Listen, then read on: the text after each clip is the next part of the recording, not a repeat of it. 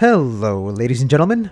Welcome to another episode of Set Plays Bayonetta, where I run through the entire game with a fresh new file, exploring everything there is to know about the game, giving you some detailed information on what I know about this game, as well as just showing off some of the cool tricks that I'm able to pull off. Nice of you to stop on by, Sly. It's wonderful to have you here. Yeah, happy Friday. It's such a nice Friday. Like, the sun is shining, there's not too much wind, it's not too hot, not too cold either. It's the middle Miami weather. And that's saying a lot since we are here in South Florida, where it can be scorching hot, especially after it rains.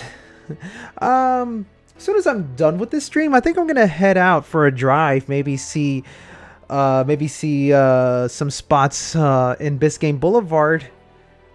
Try to grab some nice food there. If not Biscayne Boulevard, then definitely Wynwood, because Wynwood's got some nice good eats. What's up, Jay? Thanks for stopping on by. You're just in time.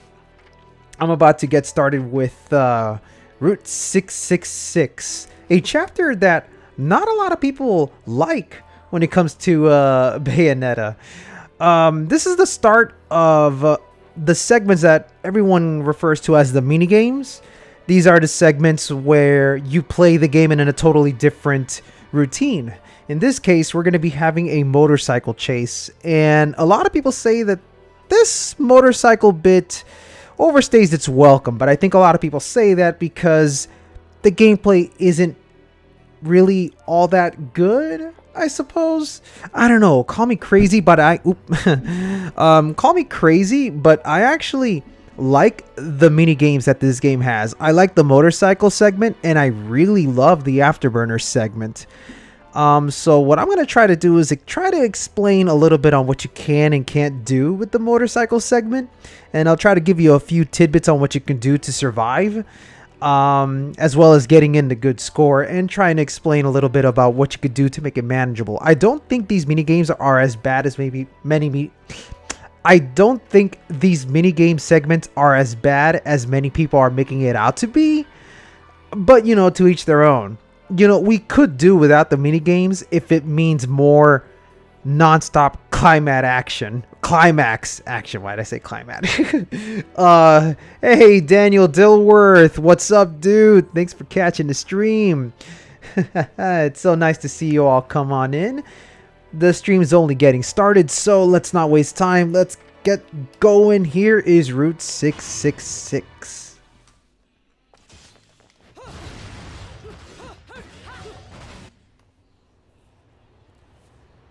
Out on the highway. Probably not to hell. That bridge in these heels? I don't suppose I can call a cab to get me to the island.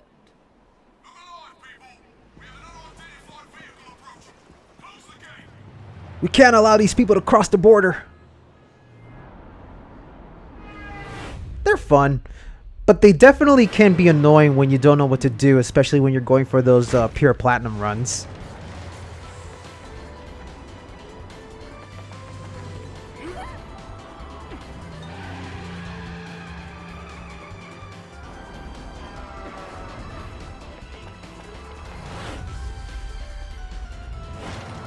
I love how Bayonetta is really fast without having to turn into Beast Within or Panther Within. Just running in her heels, she's already damn fast.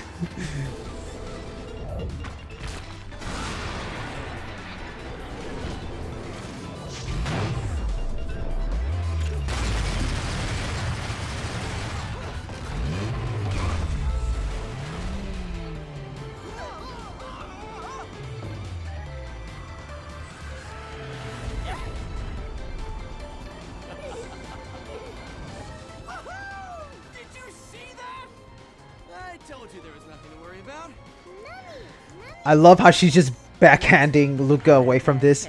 Mummy did all of this, not Luca. Luca, even though he's the one driving the car, Bayonetta's the one that did everything. Oh, no, Ceresa's adorable. We must protect her. You think you've got me figured out, don't you? We journalists have to have some detective skills, you know. You're after a gemstone, and that stone has to be in the Ithavol Group building. I'm headed there too. How odd. That's what makes her OP. Yeah, it's what you call plot armor. Yet you don't seem to know how to drive a car in a straight line. What am I? A chauffeur? Cheshire, do you have any idea what prolonged walking in this salty air will do to my hair? Well, I tend to use some product when I go to the beach. Man, Luca must smell like a lot of chemicals to get that hair to look right. Little one, get down! Put your foot down, Cheshire. I'll take care of our pest problem. 101. Wonderful.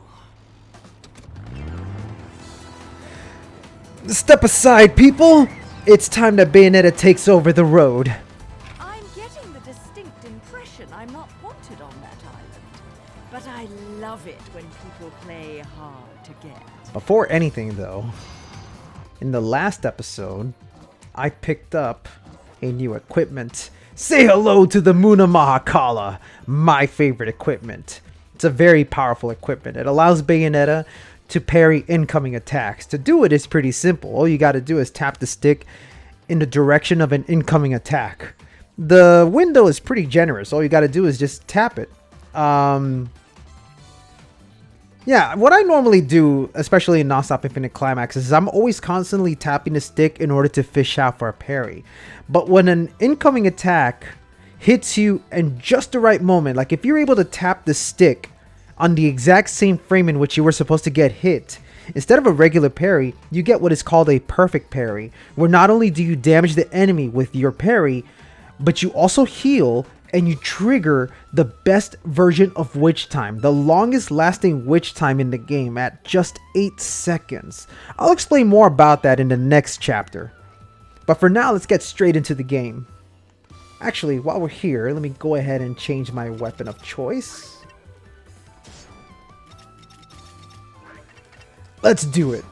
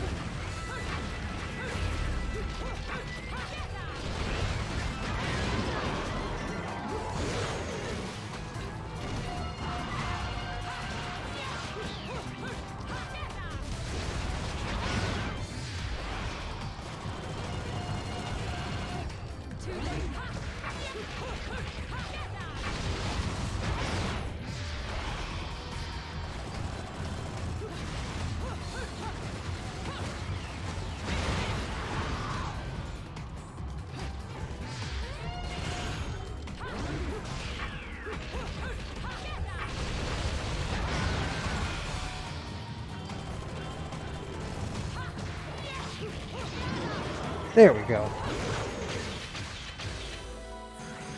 Pure platinum, baby. Just like always. Now, of course, comes the one annoying bit of the segment where you have to fight these angels while on the highway. I'm gonna see if I could do this without taking any hit from the vehicles.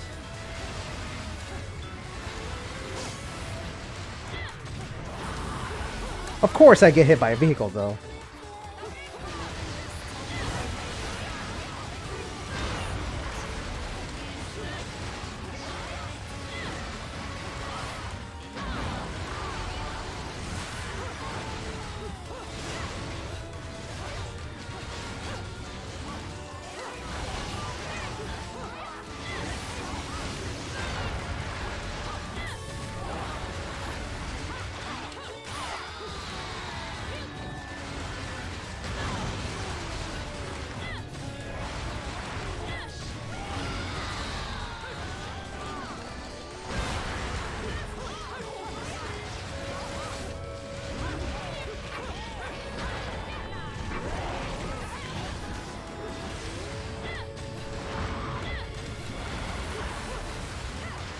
There we go. Nice! Not a good combo score, but I wasn't really trying to go for a good combo score. Say hello to one of the wackier angels in this game. An actual literal car. Oh, but before that, here comes a jump QTE. No worries, I was expecting that.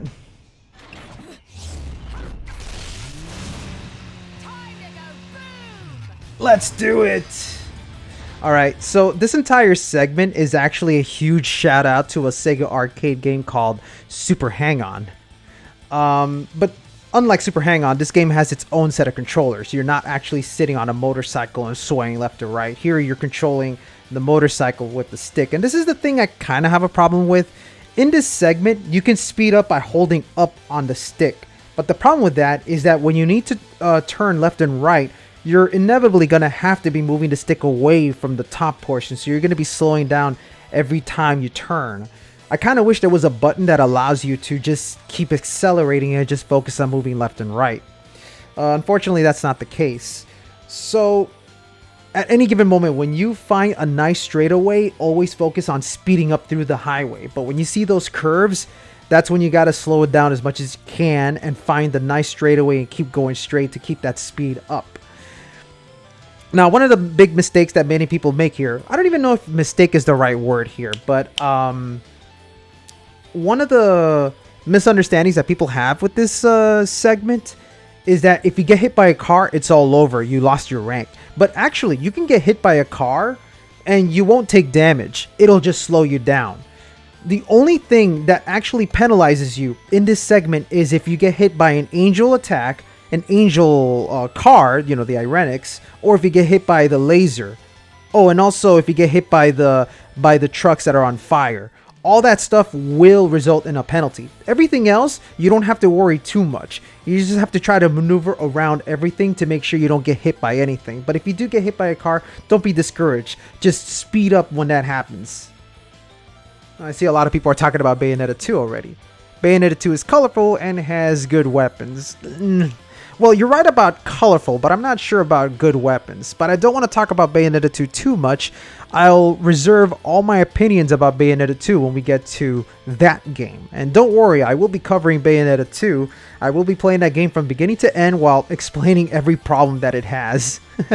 But let's go straight into the motorcycle segment. Let's do it. Oops. Alright.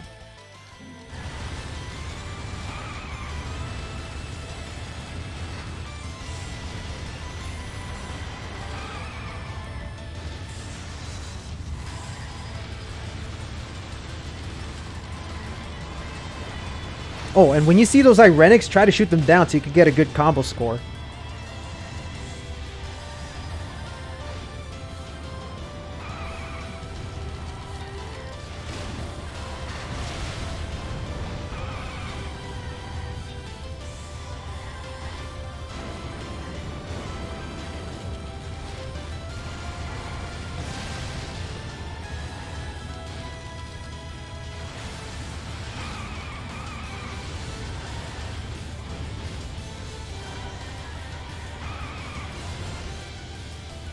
Also, I love this song. I believe this is the Afterburner remix, which they included in Super Smash Bros. I'm shocked they were able to put that in there.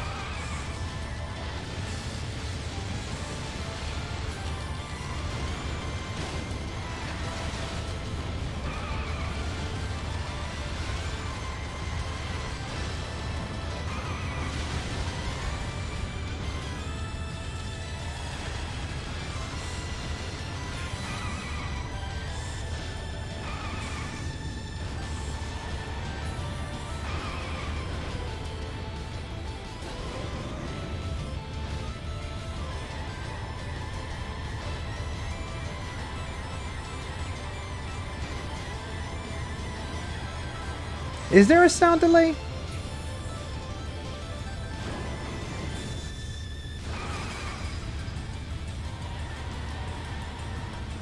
If there's a delay, I'm gonna try to fix that. Yeah, let me know if there's a delay. I'm doing my best to make sure these are all nicely presentable because that will kind of throw me off a bit when it comes to editing the video.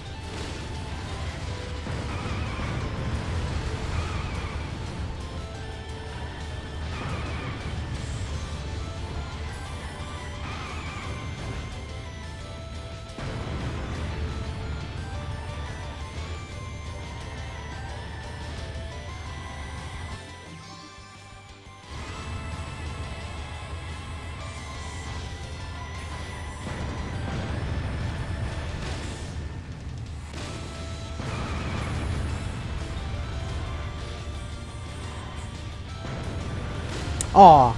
Oh wait, no. I don't know if I took damage from that. No, I don't think so.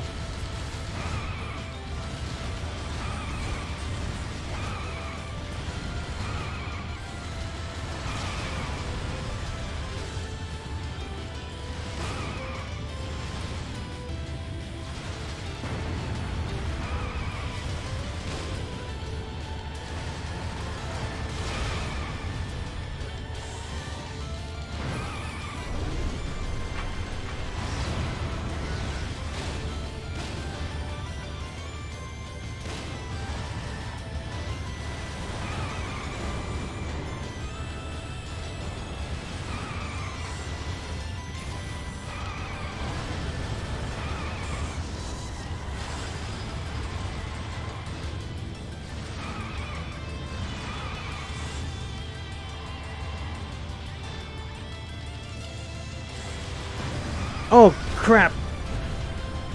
I was so focused on the angel on my right that I wasn't able to turn well in time. Ooh. Yeah. This will not be a pure platinum run.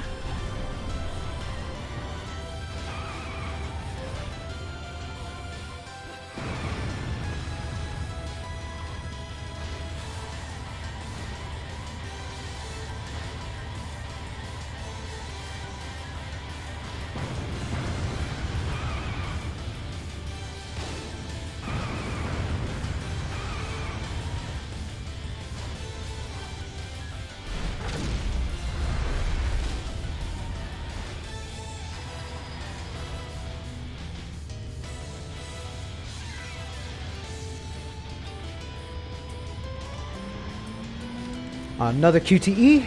No worries. I saw that coming a mile away.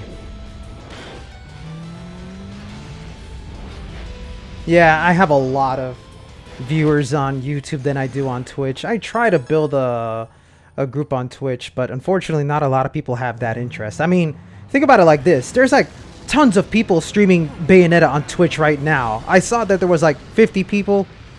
What would I be able to do to stand out from them? I kind of have to use both YouTube and Twitch to make this work.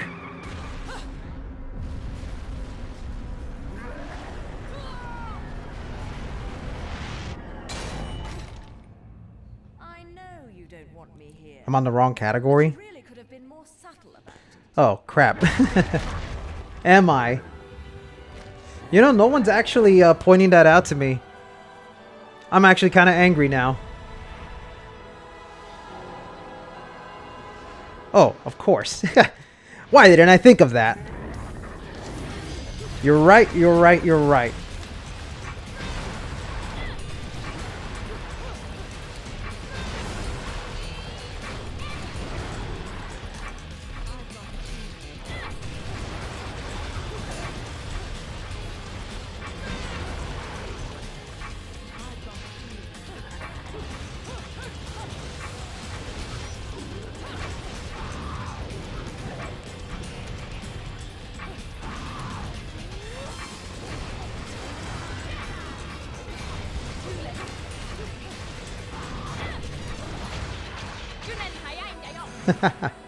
Pure platinum, baby.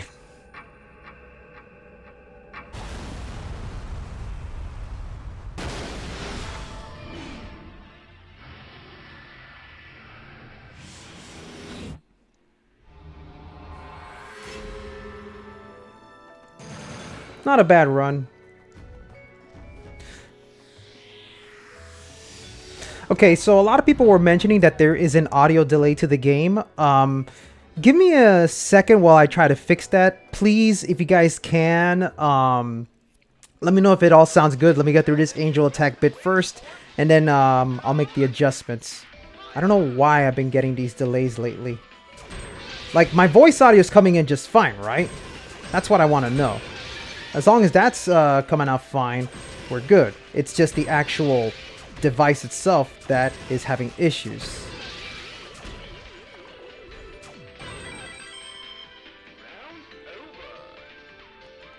Yeah, no worries. Let me go ahead and make that fix. Hold on. Yeah, hold on a sec. I really want to go ahead and try to fix this. So I do apologize for that kind of issue. That's not something that I could have caught at all. I should have done more testings before I even started the stream. I'm kind of angry. It's one of those where, like, if worst comes to worst, I'll have to start a new stream. But if not, you know, like, we'll make it work. We'll make it work. So hold on a sec.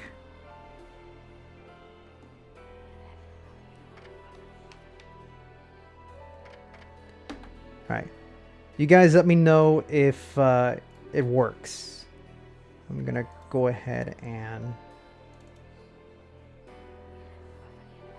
deactivate that. And let's reactivate that. Okay.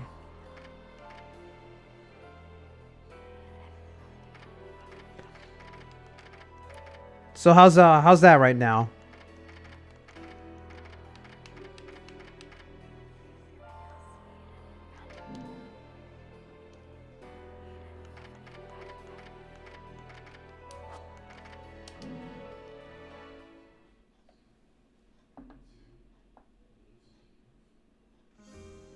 Take care of my babies, will you?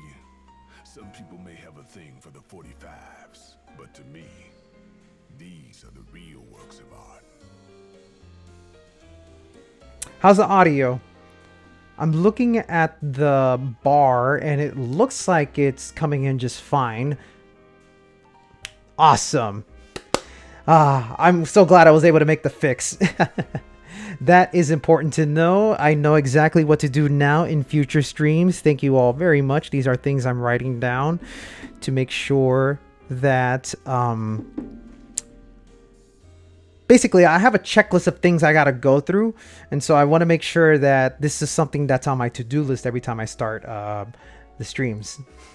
And I saw someone mention that I have apparently a good chiseled jawline. You are crazy if you think I'm good looking. All right, let's see. I already got every single technique in this game, so I don't need to worry too much about that. What about the accessories, though? I can afford at least one accessory. What would be a really good accessory to have? Well, you know me. I like playing it safe. I usually go for Pulley's Butterfly. Pulley's Butterfly is a pretty good equipment. It allows you to absorb any incoming damage as long as you have enough magic to spare for it. It's a really good alternative to using the yellow lollipops. The only caveat here is that you need to have enough magic to do it, and you need to summon the butterflies, which consumes magic over time. So you got to be really, really careful about that. Hey, Chaser Tech, what's up, buddy? How's it going?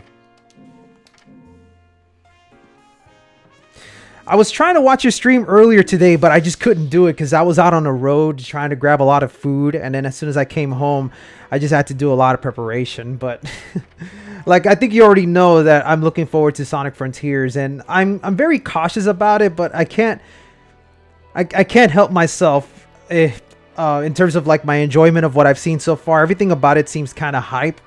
I don't know. what you think of it so far, but I mean, it's one of those games where I kind of feel like it's not going to be as perfect as I would like it to be, but I feel like it might actually be a lot of fun to mess around in, you know?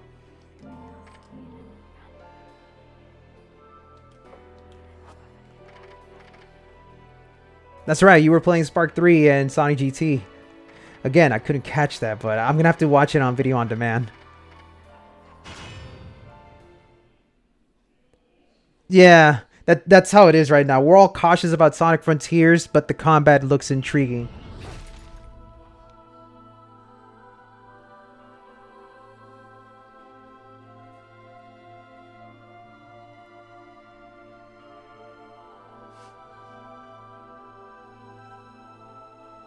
Jesus.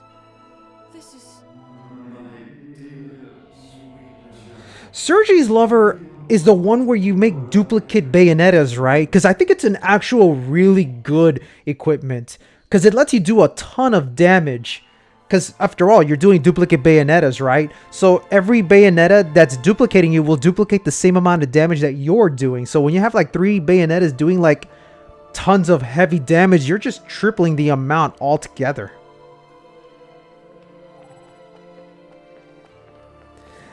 The quick side loop. I remember someone pointing out that just tapping it lets you go around an enemy quickly. And yeah, there's a lot of things about the game that feels like it's gonna have people abusing stuff. That's why I think it would be nice if they implement some sort of a ranking system to try to incentivize players to try to mix it up a bit. Because that's ultimately the big problem with Sonic Frontiers right now. There doesn't seem to be a ranking system that tells people what to do to improve on their variety. It feels like it's just giving Sonic all of these moves and there's no real incentive to use them all, I guess. I guess it's one of those where we have to wait and see if every move has a purpose for something in the game, which I think is what's really going to make or break the game.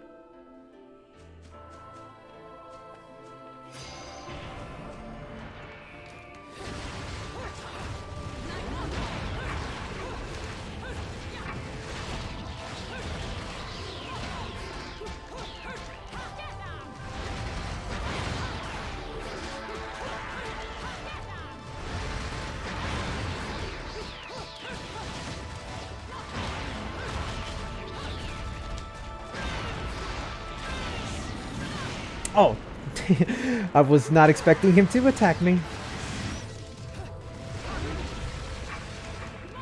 Actually, let me start it over. I'm going to back out for a second because I do want to talk a little bit about this chapter.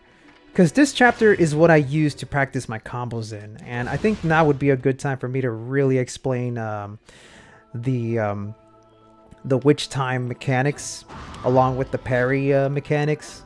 Because I think that's something that a lot of people need to learn about when it comes to Bayonetta. Oh, what's going on? The zigzag kick, that tornado spin, and Sonic's looping kick all seem useless for any type of application. Yeah, I kind of think that those moves may serve more as a finisher. Because it's my understanding that in Sonic Frontiers, you don't gain access to those abilities until you've reached certain numbers in your combo counter. I think that's how it works. I'm not sure. But that's what I heard, where you gain access to more moves the longer you can keep your combo going. So the moment you get hit and you go back to 0, you lose some of those moves. So I think that might be the incentive to have people keep attacking, I guess. I don't know. It still doesn't really incentivize a variety of moves, but I guess that's about... I'm losing my train of thought here. I guess that's about as far as it can go in terms of combat action with Sonic. Because, I mean, at the end of the day, it is a game that's being made for, you know, a general audience. Specifically, like the younger kids. So you can't really make this super high-octane action game for the kids without... I don't know how to explain it. It's like, you know, they're focusing on this for the younger audience. So there has to be some sort of a threshold to how much advanced stuff they could throw in there. I don't know. I guess it seems like a very silly argument to say that, oh, this is a game for kids, so it shouldn't be, you know, difficult. It shouldn't be intricate. It shouldn't be any of that kind of stuff, because there's obviously an older crowd out there that loves that sort of thing. I don't know. I feel like there is a weird threshold where Sonic is being held back because Sega sort of develops their games with the younger crowd in mind, which is kind of a lame thing because the franchise has been around for like 30 years or so. So it's like, it feels like they're not throwing much of a bone for the older fans or the hardcore audience. I don't know. And that's what it looks like to me, I suppose.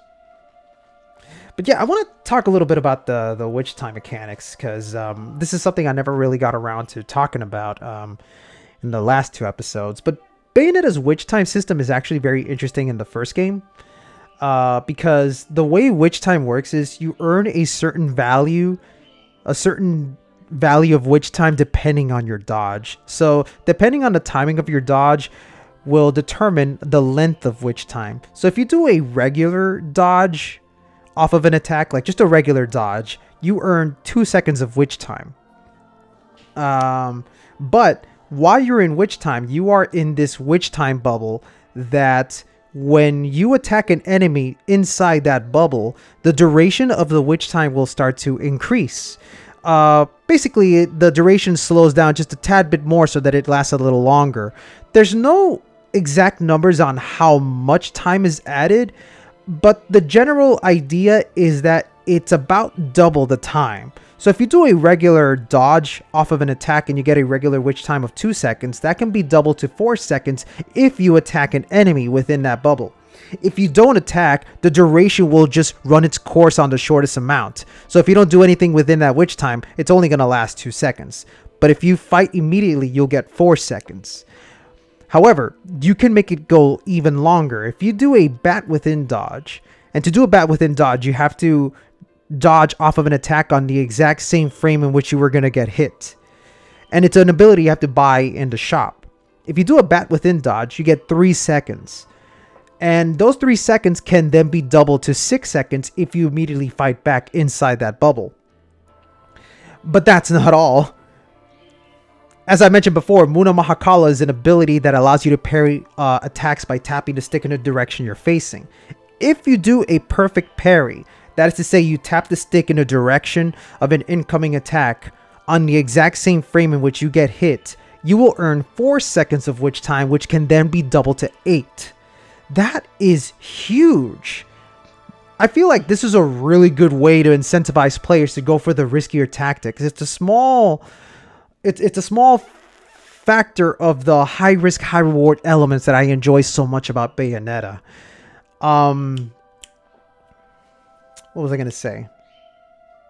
It may not sound like a lot, but yeah, 8 seconds is a great incentive. And even better, you know, like how some enemies don't trigger witch time? Like, this is one of the things that you'll notice as I play through this game, but you're going to start fighting against enemies that can't trigger witch time. You're going to be going up against enemies like Gracious and Glorious, Joyous, with attacks that never activate witch time. Perfect parries actually force a witch time. So if you're fighting against Gracious and Glorious, and you're having a tough time getting a witch off of them, go for a perfect parry instead. Perfect parries will always trigger witch time no matter what. Now, of course, I'm talking about when you're playing normal difficulty and hard difficulty. Because when you're playing the game on non-stop infinite climax difficulty, witch time is completely disabled. The only way to trigger witch time in non-stop infinite climax is through contextual story purposes, like when you dodge off of a statue, or if you equip the Bracelet of Time, which is an equipment that allows you to trigger witch time at any given moment, but it wastes magic when you use it. I think these little elements is what makes Bayonetta such a great game, because it really does incentivize high risk, high reward. And unfortunately, this system was changed in Bayonetta 2. The witch time system in Bayonetta 2 is really weird, and to this day, I still am a little baffled as to how it works. Just know this, doing perfect parries in Bayonetta 2 means jack squat, because you won't get those 8 seconds of witch time like you do in the first game. It feels so held back. There's no high risk, high reward gameplay in Bayonetta 2, and that's the thing that frustrates the most. That's the thing that frustrates me the most about Bayonetta 2. Let me see, I'm reading the comments now. Okay, but like, why are people complaining about Bayonetta 3 graphics? Well, okay. I don't want to talk much about Bayonetta 3 through these streams, but I will make it a point to bring up something. A lot of people don't like the graphics because admittedly, the textures that we've seen in Bayonetta 3 are a little on the downgraded side, but it makes sense because high textures means higher tax on frame rate. And it's very clear that Platinum Games wants Bayonetta 3 to run at 60 frames per second all the way through. And judging by the trailers, it looks like the cutscenes will also be running at 60 frames per second. We haven't seen the whole game just yet, but I get the feeling that cutscenes are going to be a lot more dynamic in the third game. Because in the first two games, Platinum Games had to do a lot of trickery to make it look good. For example, you have still frames, still shots, cutscenes being presented at 30 frames per second. I feel like Bayonetta 3 is going to completely do away with all of that to give us full 60 frames per second cutscenes with fully animated segments. And I think that's the reason why the game seems a little held back in the texture work. In terms of colors, it's really good. I think the choice of colors in Bayonetta 3 is really good, because the problem that I have with Bayonetta 2 is that there is a heavy oversaturation in Bayonetta 2 where the colors are pretty, but when everything is in motion, everything bleeds together, making enemies really hard to get a good look at. Like when everything is in motion, everything just bleeds together. And it's extremely noticeable or notable when you're fighting against the Lumen Sage in that area where you see Temperantia and Madama Butterfly fighting in the background. There's just so much stuff going on that it just bleeds together and it all becomes a blur. And I don't like that a lot. Bayonetta 2 has good graphics, but it works against the gameplay, and it's the thing I don't like about Bayonetta 2. And Bayonetta 3, it looks like they're trying to go for something in between 1 and 2, where the game is about as colorful as 2, but it's also using the contrast of 1 to help make Bayonetta and the enemies stand out. So the backgrounds may be a little dull for Bayonetta 3, but I feel like that's the purpose of helping the enemies stand out. Yeah, just like Stylesman is saying, gameplay over graphics. That's always important. That's why I always find it silly when people say it looks like a PS2 game. Yeah, Devil May Cry 3 was also a PS2 game, and everyone considers that to be one of the better games out there. So who the hell cares, you know? I understand, we're in the future. We gotta have that 4K graphics and whatnot. We gotta have the Resident Evil engine for Devil May Cry 5. But I kind of feel like people have put too much focus on the graphics and have started to care less about gameplay. I mean, yes, graphics is important too. You want something that's nice and presentable. But all of that doesn't mean anything if the gameplay is terrible. And I'm not saying Bayonetta 3 is terrible. Let me give you a different point of view on this. When you play a game that has beautiful graphics, like God of War 2018 or Death Stranding or Devil May Cry 5, the graphics are beautiful, but the more time you invest into the game because of how good the game is, the less you start to focus on the graphics. The graphics end up becoming more of a white noise as you enjoy the game. And then after a while, the graphics is just whatever. I'm not saying whatever in the sense that they're terrible. They're more whatever because yeah, been there, done that. The graphics are good, but it's the game that is so good that it makes me want to come back and play it. You know, that's what I try to tell people. Like, graphics is not all that important. Presentation is key, of course. But at the end of the day, if the gameplay is not good, it's not going to make you want to come back, no matter how good the visuals are. You know, it's got to work hand in hand with the gameplay. I've already gone off on a tangent about 3 and 2. Let's just focus on 1. I wanted to bring up also that this is my favorite chapter because this is the place where I always go to practice my combos. I don't know if you guys ever follow me on Twitter, but on Twitter, you can always see me upload combo clips where I'm messing around with this map, just doing random combos. That's because this is the most accessible place to do combos. At the very beginning, the very first verse has you fighting these angels, Ardor and the Tuba dudes, and they're the enemies that are the most fun to do combos with. So this is a perfect place to go to practice your combos. Every time someone asks me, where can I go and do combos? I will tell them, go to this chapter. Chapter 9, verse 1. That's where you have the perfect area to fight these enemies. A big open area with an Ardor to goof around with.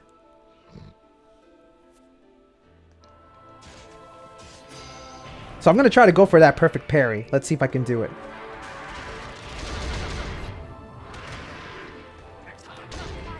Come on. Give me that attack. There we go. 8 seconds of witch time.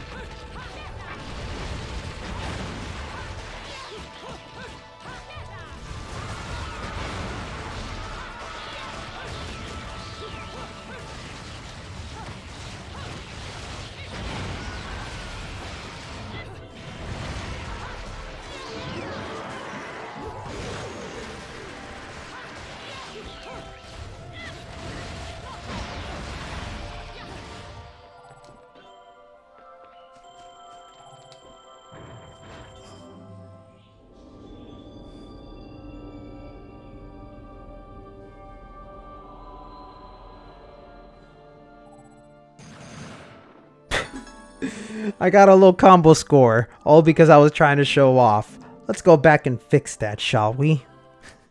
I'm actually going to try to go for a high score.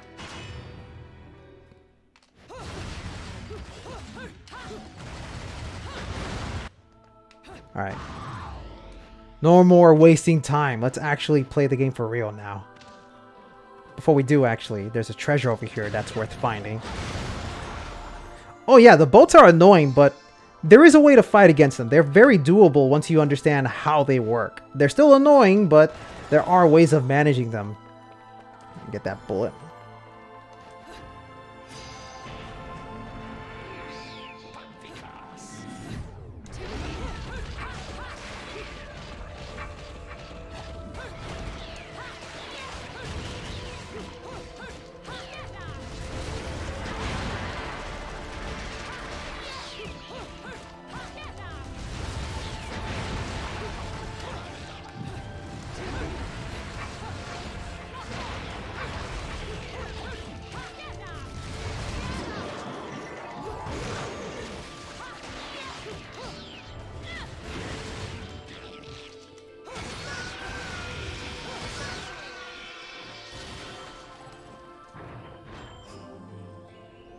Yoshesque's dodge offset video is by far one of the best tutorials out there for Bayonetta.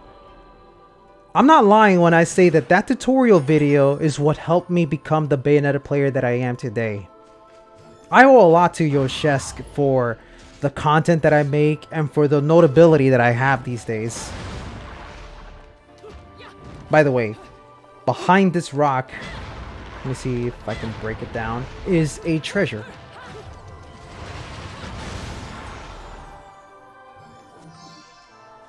Hey yo, Kyo, what's going on? It is an absolute must-watch for anyone who wants to be a good Bayonetta player. Also behind this stone is a hidden alfheim.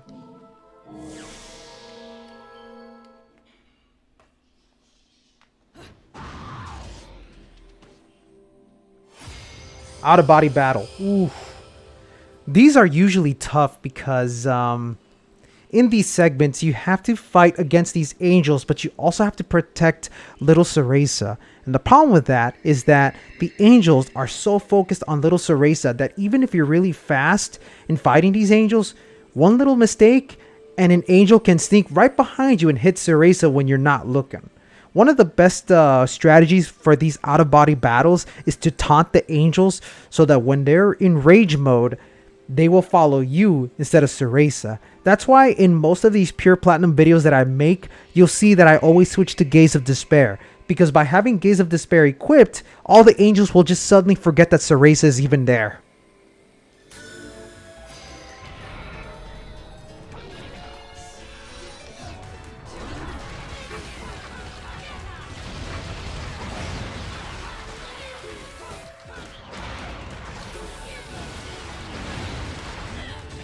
For now, I'm just gonna have to fight back with pure skills. Nope. I'm not gonna waste time trying to get a perfect score in this segment. So don't worry.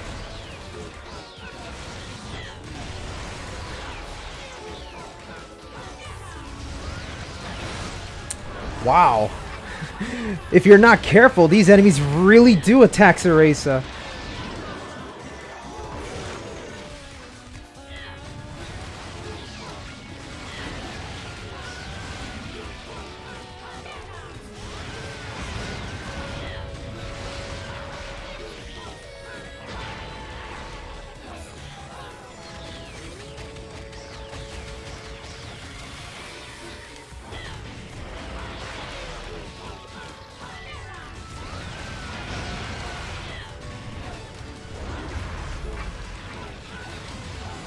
No!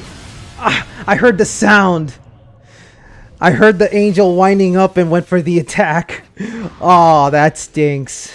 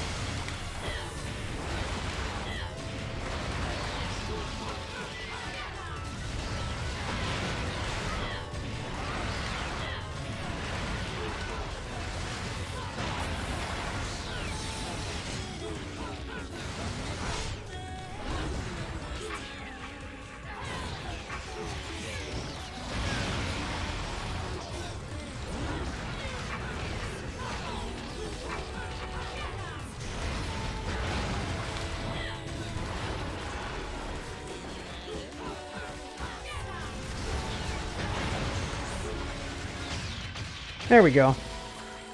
Sorry, I was so focused there. I don't really talk much when I'm in the zone, you know what I mean? Let's see what the chat has to say.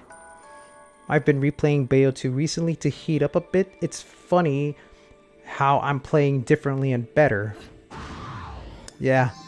Look, I know I give Bayonetta 2 a lot of flack. And I'm certain that by the time I get to the Bayonetta 2 videos, you're gonna see me go into complete rage mode about how much I really hate those games.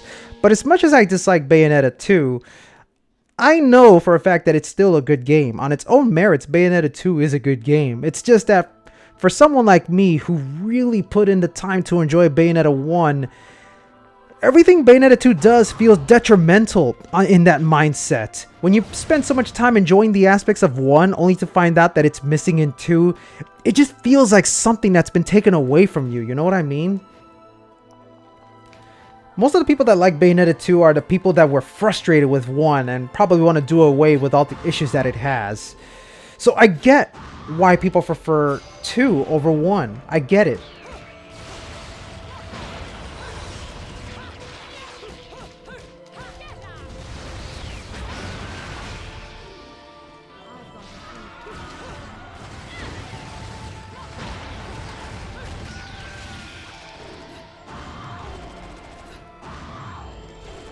Oh, where are the other angels? Oh, there you are.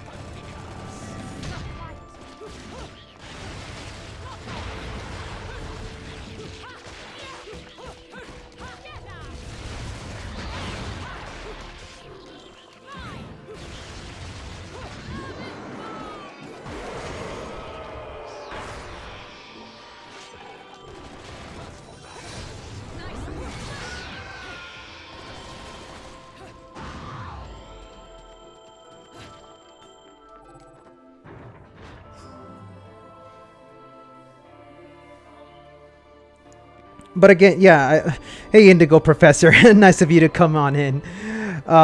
What Indigo Professor is saying is, I did feel Bayo 2 was slightly easier, but I love the hell out of it either way. That's fine. Look, listen, everything that I have to say about Bayonetta 2, I don't want you guys to be completely deterred from the things that I have to say about it. It's just that I know I'm very harsh with Bayonetta 2. I will always say that it stinks, that it sucks, that it's crap, you know, that sort of thing. But even I know that it's still a fun game. It's just, there are so many little things about Bayonetta 2 that frustrates me, you know. And when you add up all that frustration into this one massive pile of frustrations, it just, it rubs you the wrong way ultimately, you know. You know. people like us who probably enjoy Bayonetta 1 more are typically the ones that are in the minority, you know. Because if you go on Twitter, there's always going to be people saying, oh, Bayonetta 2 is identical to 1. They just trimmed the fat and got rid of the QTE, so that makes it instantly better. By the way, we got this giant ball chasing us.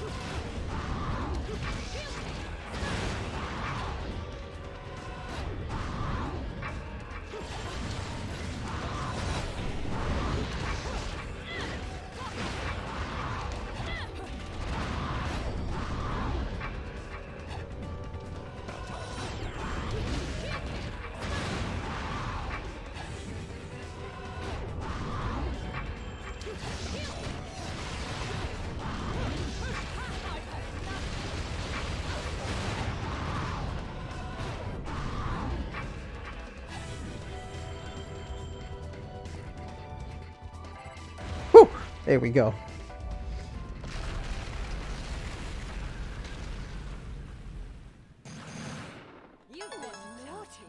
Very nice.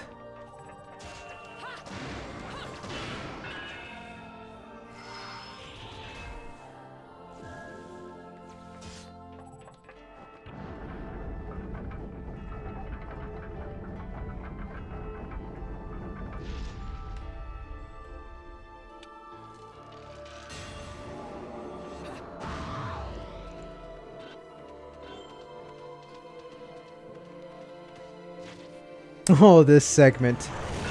Remember that golem chasing after you? Well, now you gotta fight against these enemies while the ball is trying to crush you. There's only one sweet safe spot you can be in while this is happening.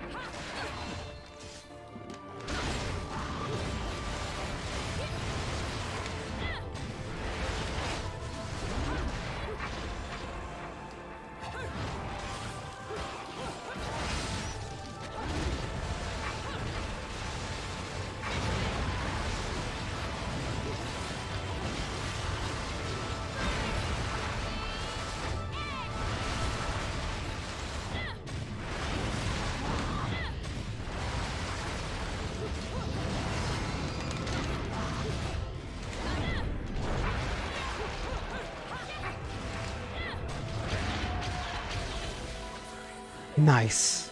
Whew. I thought I was going to mess up there, but I'm pretty sure I got a low score. Oh, never mind. I'm still getting them pure platinums. I guess I'm really good at this game. What do you guys think? Am I good or am I, you know, average? I can take it. Tell me the truth. I'm awful at this game, aren't I?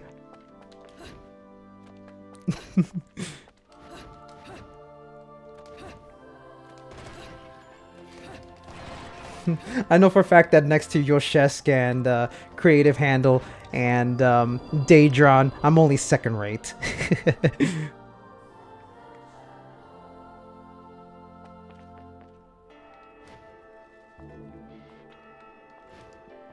It's possible to do combos in Bayonetta 2. I'm not saying it's impossible, but it's less practical compared to the combos in Bayonetta 1.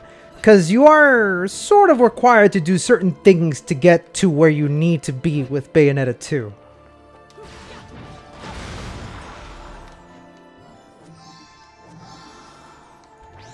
Okay, here come the boats. The enemies everybody hates. Including me, actually. I really do hate the boats quite a lot. They can be pretty annoying. But for me, the reason I don't like them is because they're boring to fight against. There's no real strategy against them. Just get on top of them, dodge the little hooks that they toss at you, and then just make sure you hit it where it counts. The thing I try to tell people with the ships is keep your distance and just focus on using your bullets on them. Hold down your punches and kicks when doing your combos.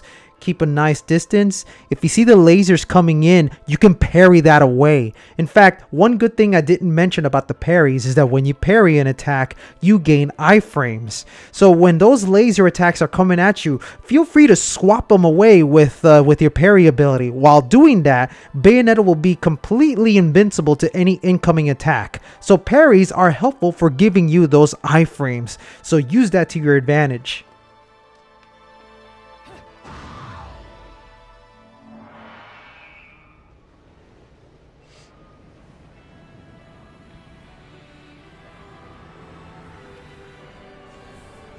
Here they are, the bane of our existence.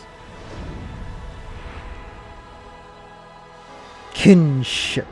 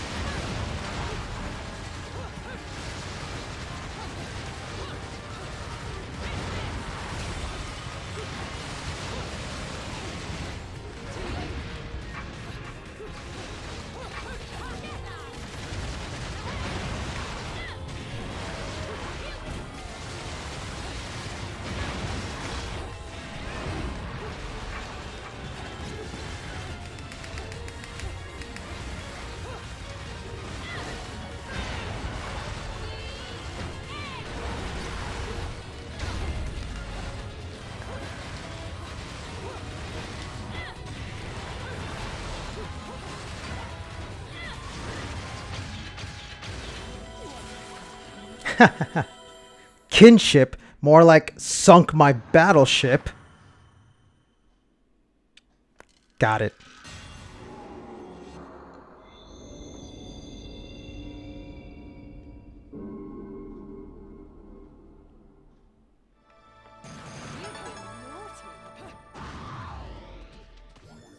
Oh, yeah. I almost forgot. Before you proceed, make sure to jump on this kinship and fly across to that random floating thing over there. Because there is a hidden alfheim. And I believe this is the one where you fight against John. I believe it's the John fight.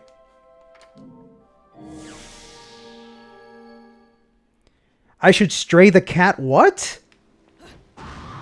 What do you mean I should stray the cat? Oh no, it's just defeat all enemies. Oh wait. It is a John fight, because why would it say defeat all enemies?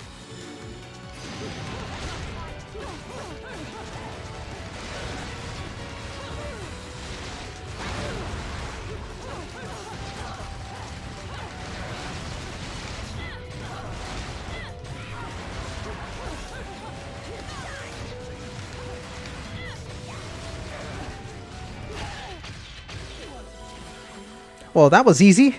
I mean, I got hit one time, but I got through it pretty quickly.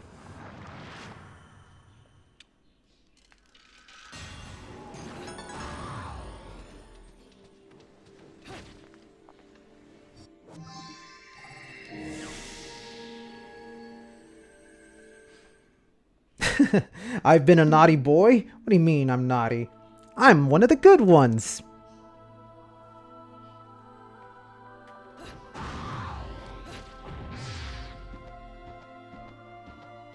Oh yeah, no, tripping is such a good tactic. I'm surprised there isn't a lot of combos that let you do that. I hope that Bayonetta 3 offers more trip combos. Plus a reason to do trip combos, you know what I mean?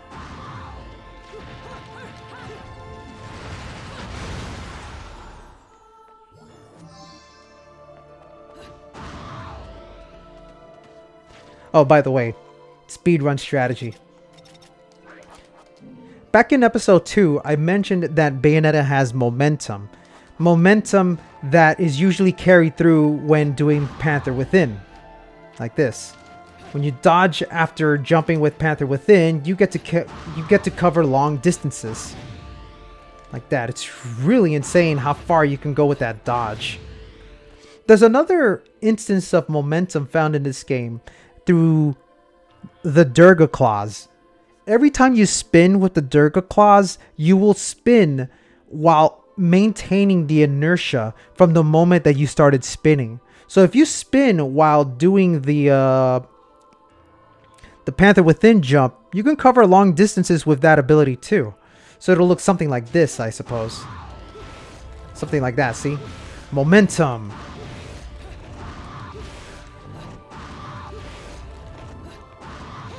But that's not all. Momentum also speeds up as you're falling with the Durga Claw spinning. So as you're falling, as you're going to see me here, if you spin with the Durga Claws, you can start falling like crazy at high speeds, you know? Let's see if I can make it work.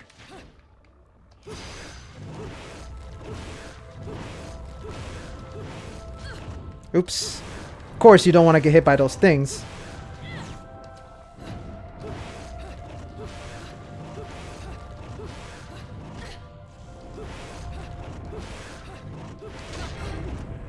Woo! Perfect parries even when I'm messing up.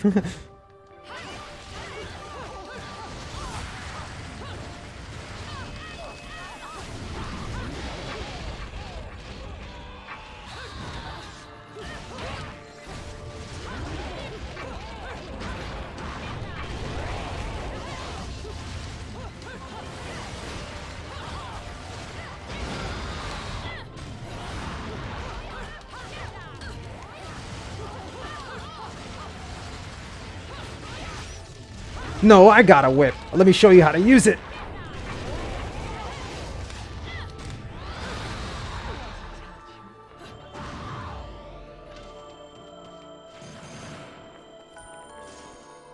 There we go. Oh, hello. I actually forgot about the Golem. It actually kind of scared me. Okay, we could continue here, but if we jump back into this area, there is a hidden mission here, and it involves breaking these statues.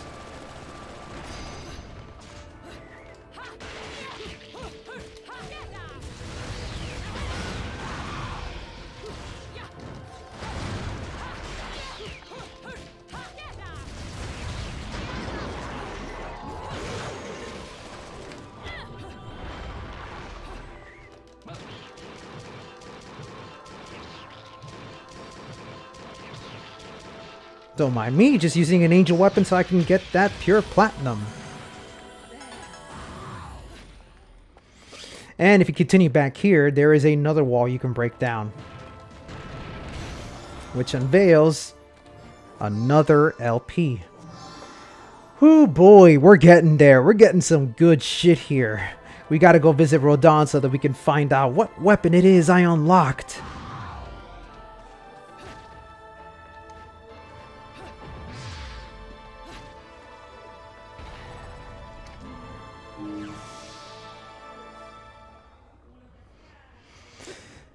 Right, let's see. What is the weapon of choice? I think you guys already know what it is. I was bored anyways. Let me go whip some things into shape for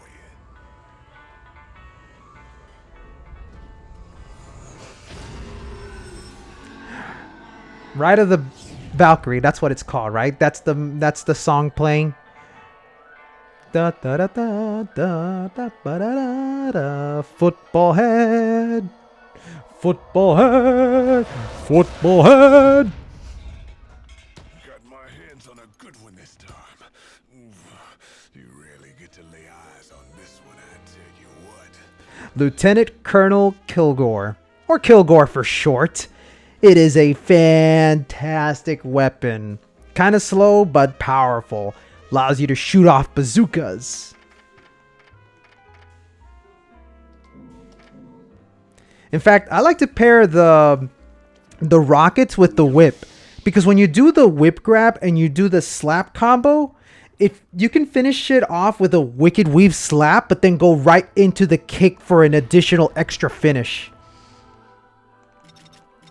You're gonna see me use that combo quite a lot, actually. Like, you're gonna see me grab an enemy. Hold on, let me drop this weapon. Grab the enemy, and then finish it off with a slap kick No, a slap punch and then a kick. You can't see it because I haven't grabbed an enemy, but you'll see me do that on these enemies coming up.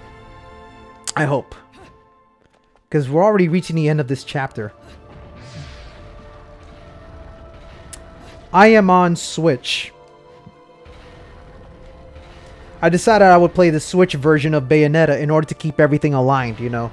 Bayonetta 1 on the Switch, Bayonetta 2 on the Switch, Bayonetta 3 on the Switch. Keep it all in-house, you know what I mean?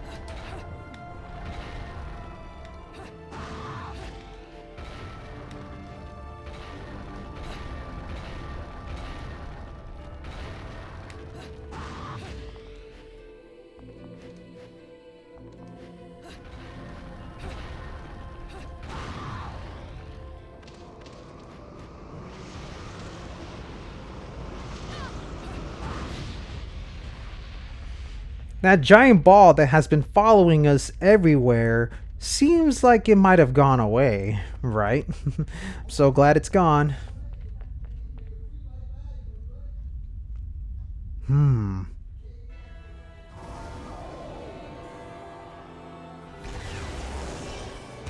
Oh no. Oh no. How could I have not predicted this? The ball has come back. And it's gonna fight hard. Oh shit, okay, it is actually gonna fight hard. The trick to this boss is to aim for its center.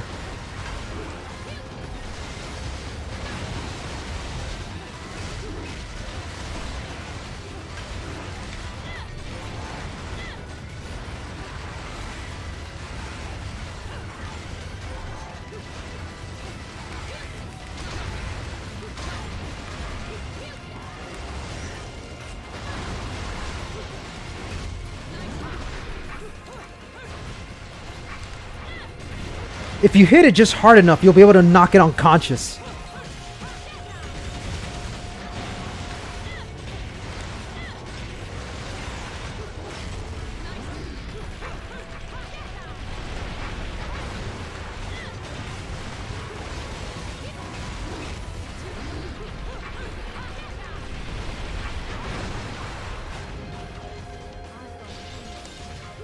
There we go.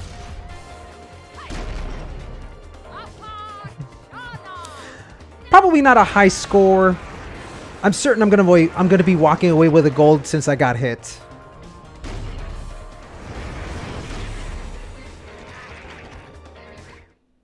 You fool! How could you miss that? It was right there. Oh well, let's just punch the ever-loving shit out of it.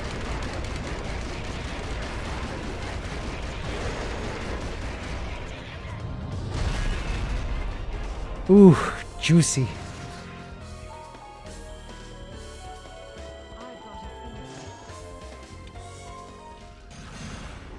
Okay, regular platinum.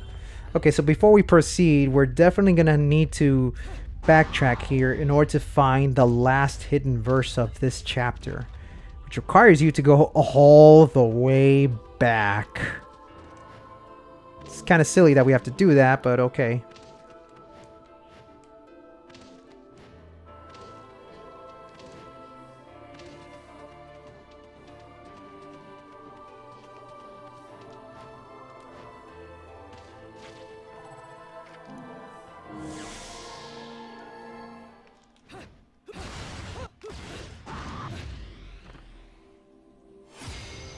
Limited punches and kicks, or kicks and punch.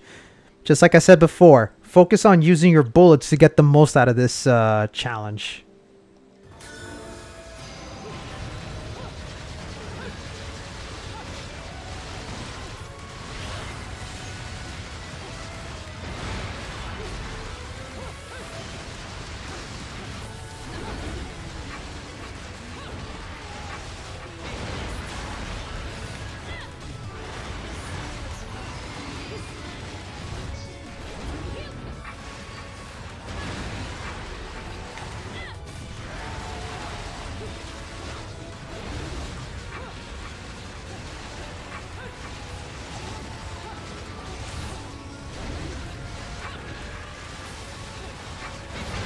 Get out of here! Yeah, they definitely make you work for that completion. But it makes it all the more satisfying when you do it.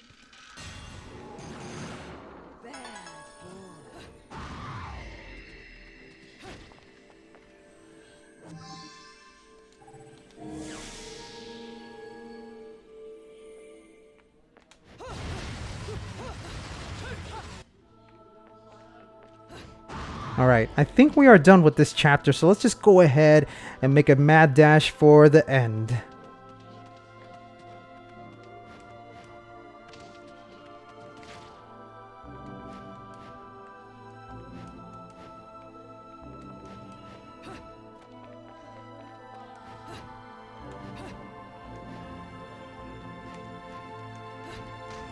There we go. I forget if you get anything special for breaking these statues. I don't think so. Probably just a handful of halos. Oh well. Oh, yeah, okay, you get a bullet for doing that, so that's good.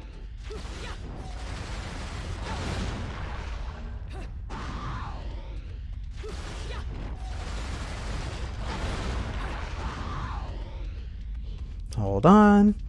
Just gotta get this. There we go. Another heart.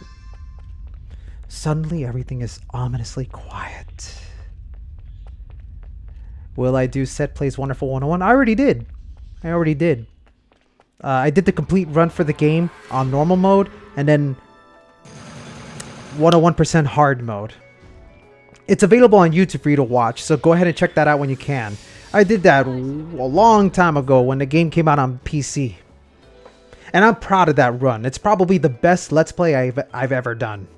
I don't think I could ever top that. Maybe I can top it with this series, but considering how there's always been a lot of flimsy mistakes here, like the audio delay and all sorts of other junk, I don't think so.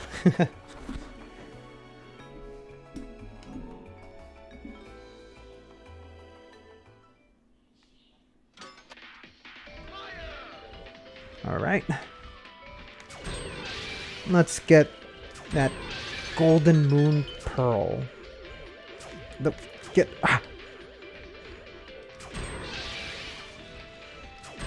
we go.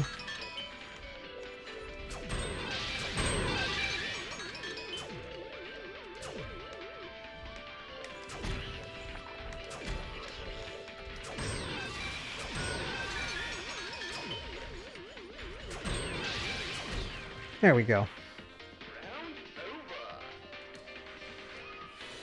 Alright, let's get that gold moon pearl. Let's get the fuck out of here. If anyone asks, we did not buy a single thing.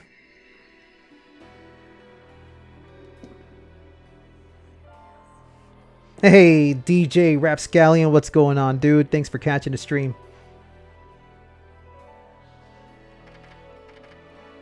Let me go ahead and save my progress. I believe it was this one. Alright. I think I'll stay away from the Gates of Hell for the time being. Let's go straight into Paradiso, a sea of stars.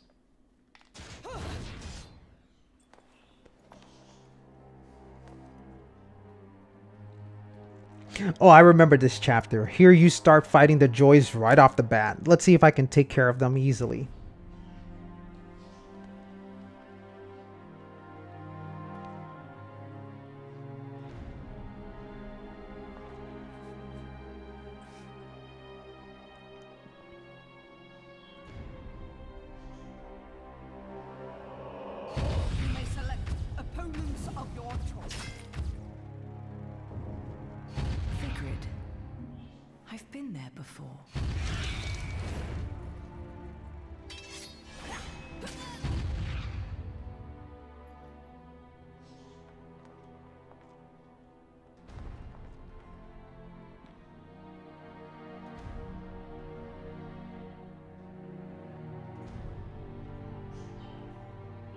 Jean?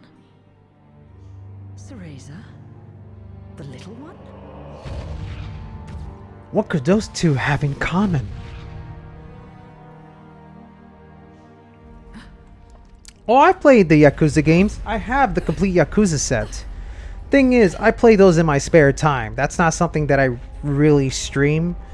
I wouldn't mind streaming Yakuza for you guys if you guys want to see me tackle it. The thing is, those games are so massive because I get lost in the world, and I'm pretty sure you guys wouldn't want to see me just dick around the city and talk to everyone. But yes, I have played the Yakuza games and I love them. They're all so good.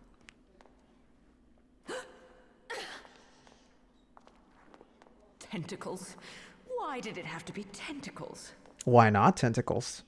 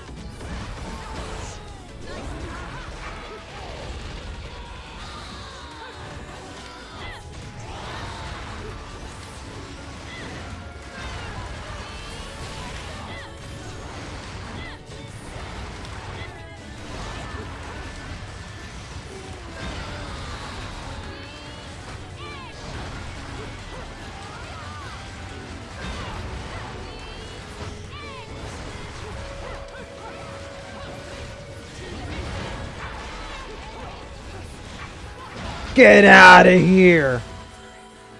You want to touch me? Oh man, that was well executed. Yes! I was just curious, Yakuza campaign can potentially take 70 plus hours if you're messing around in them, so I understand if you don't want to stream them, yeah. Absolutely.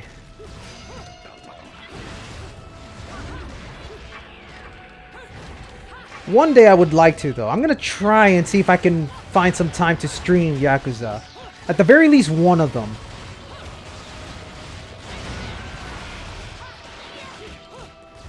I have a giant to-do list of things to do.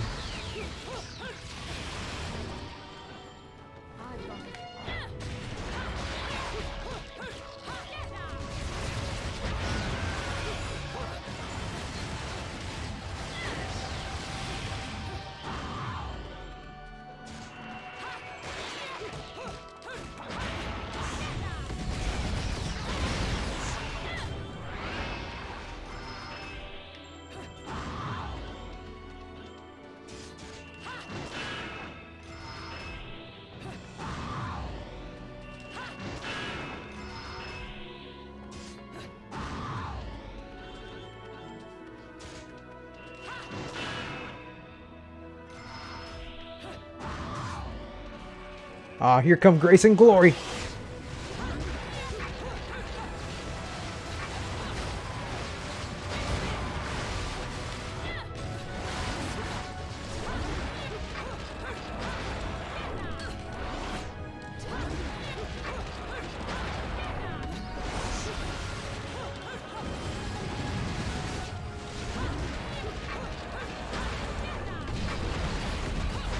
That combo. That I love to do a lot. Low combo score. Of course, I'm really terrible at this game.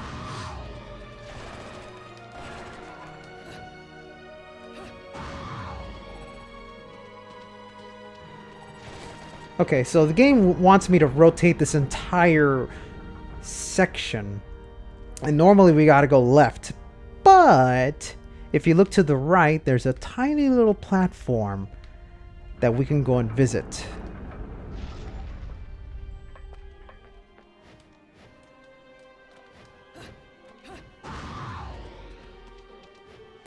And in this platform is a hidden verse and a hidden treasure.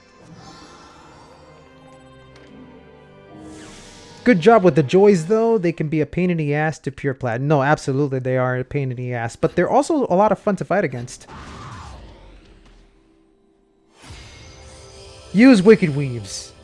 Oh, for this one, we gotta swap over to Shiraba because it has the fastest and largest Wicked Weave range out there. Also, just to make it easier on myself, I'm also going to put Scarborough Fair on my feet.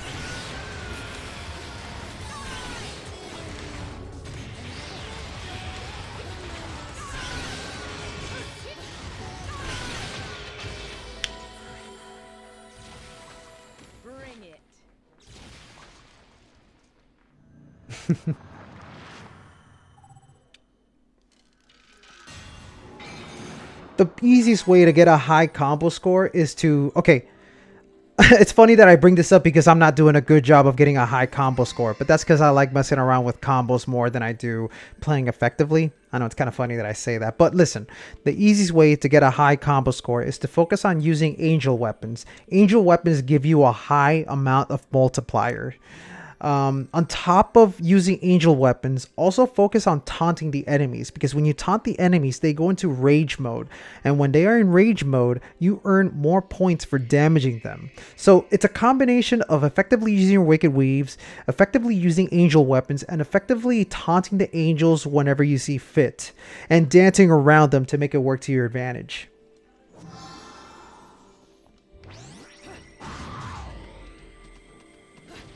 Oh yeah, DJ Rapscallion also chimed in. Yeah, angel weapons are cheesy, but they can boost up your combo score. Yeah. Dude, even if it is cheesy, you gotta make work with what you got. A lot of people say, oh, it's boring to cheese it, but it's like, that's kind of what the game wants you to do. It wants you to explore everything.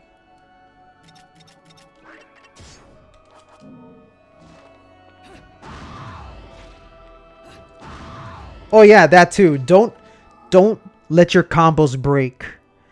Your combo will break if you don't attack an enemy within a 3-second span, I believe. I know that if you're far away from an enemy, it's 3 seconds. But if you're up close to an enemy, it's 2 seconds. I believe that's the limit. So don't waste time.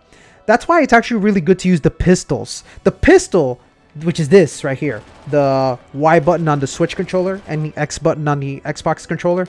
The pistol is really good because it comes out frame 1. Just like really fast and snappy. Boom. See, it's really fast. It doesn't do a lot of damage, but that pistol is there to make sure that your score doesn't drop. You always want to make sure you're constantly hitting these enemies, always damaging them whenever possible.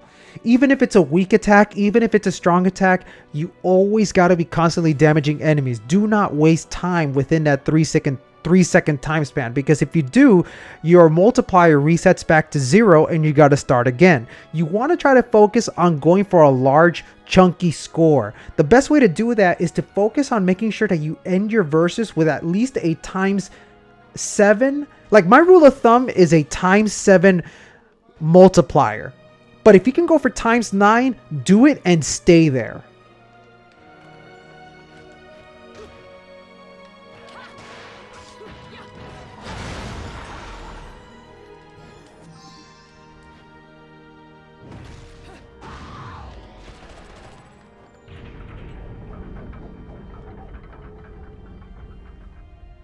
That's why, again, it's really useful to use that pistol.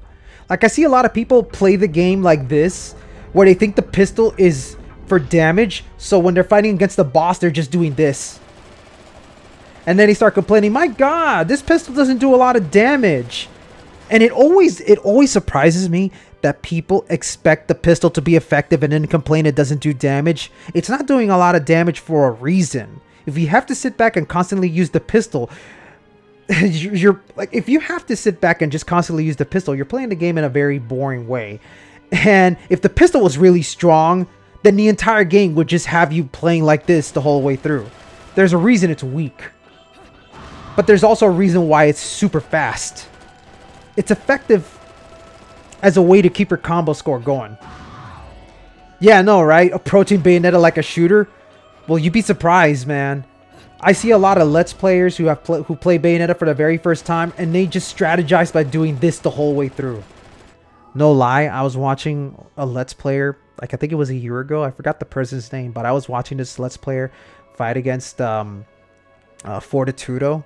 And it took the person an hour and a half to beat it. And the person did nothing but pistol shoot the whole way through. And I was trying to explain to the person, you can shoot by holding down the punch and kick. And the person kept complaining and saying, no, man, my punches don't reach the boss. You have to shoot it. And I kept telling him, you can shoot it by holding the punch and kick. But no, the person just felt adamant on doing this. And then, of course, when the result screen popped up and it said that the person took too long, the guy was saying, that's not fair. I took it down the way the game wanted me to, you know. I'm not saying it's the person's fault for playing it like this. Because at the end of the day, it's like I said in the first episode of Bayonetta, Set Plays Bayonetta, where Bayonetta does a pretty poor job of explaining to the players what needs to be done. The tutorials that it has just sets you up to forget about it easily later on because of how easy it is to go back to button mashing. So go figure that when players are tasked with fighting an enemy that's far away, they think that the only real effective way to fight them is to just shoot them down with the weak pistol.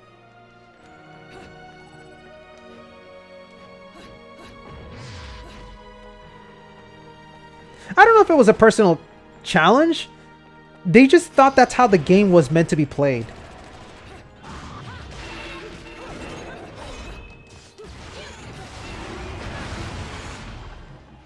I've got a fever.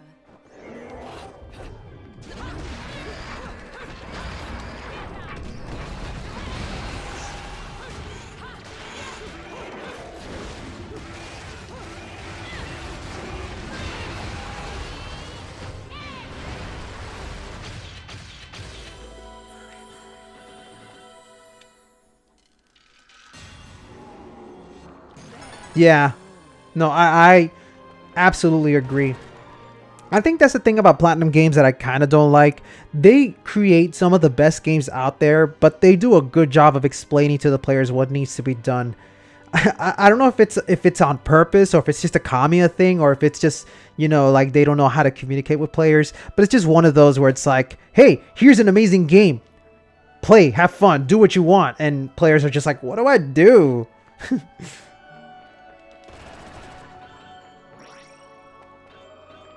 Not only is dodge offset buried in the tomb, so it requires the players to have to look it up and see how it works, but the way the book explains it does a really poor job of... The book does a poor job of explaining to the players how it's done. It's not even a visual explanation. It just tells you how it's done. Let's find that book. Let's see how the book says it.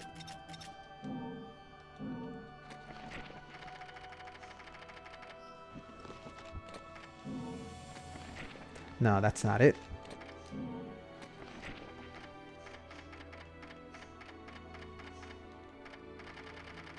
Oh, first one. I don't know why I didn't see it. By using ZR to dodge while holding down an attack button, you can offset the current combo and continue it after the dodge. Who's going to actually understand that? Example 1. While holding X, dodge with ZR, then press AX. Example 2. X, then press and hold X, dodge with ZR, press and hold A, dodge with ZR, then press X. Terrible explanation. It needs a video presentation. Because Wonderful 101 does that actually. Wonderful 101 has a video for every item and ability that you collect. It's like a little short clip to let you know what exactly is going on.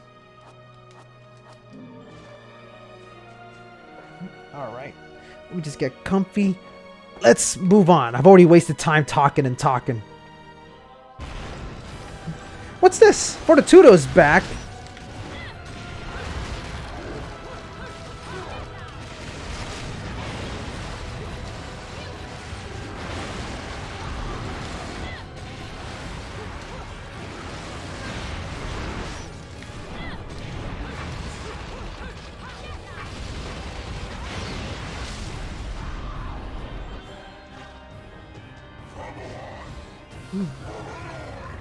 Guess the Japanese have this way of doing tutorialization. Probably.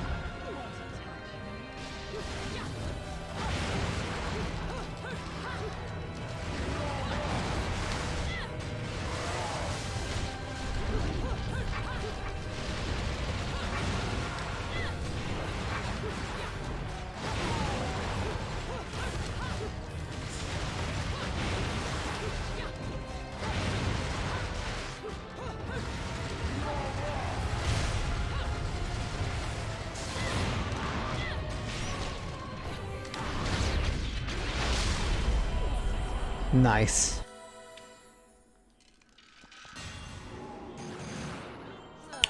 Now that's how it's done. Okay.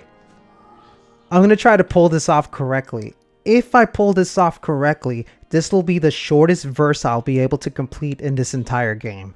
Let's see if I can do it just right. I love doing this because when it works, it's hilarious. In fact, I did it in my Pure Platinum run, series for Bayonetta. So if I don't do it right here, I'll just link how I did it in that video. Let's see. First, let's try to jump into that church properly. It's a church, right? I think it's a church. It's a building, more or less. Okay, let's see if I can do this.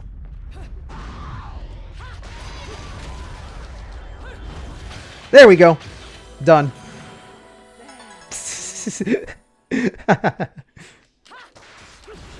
Did you blink? I hope you didn't.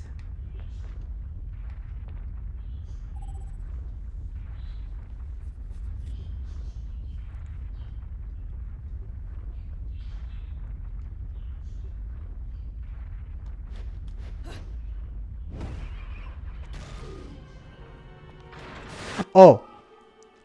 I want to talk about a fun little trick that you can do. It doesn't work in every verse, but here's one that actually does work, and it's usually what I try to tell people so that they can sort of find a leeway against the boats. But notice how even though the boats are attacking me, it does not say verse 7 or I forgot the verse number. It doesn't tell me what verse I'm in. You can let the angels hit you and wait until you get a breather. And then once the enemies are done attacking, you can start attacking. The verse doesn't actually begin until you fight. So it is totally possible to get hit by these angels. And then once you start the verse, continue the fight, finish them, and still get a pure platinum. Why? Because you technically were not in the verse when you were getting hurt. So I'm going to let these angels hit me, and then I'm going to go straight into the verse.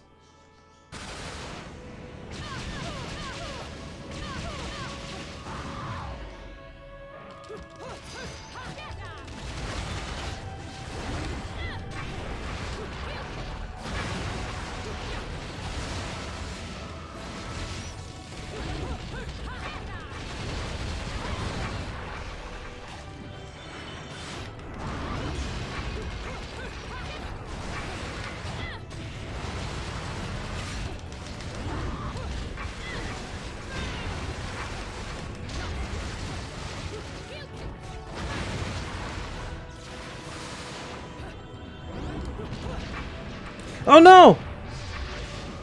I gotta make it back, gotta make it back, gotta make it back, gotta make it back. Okay, there we go.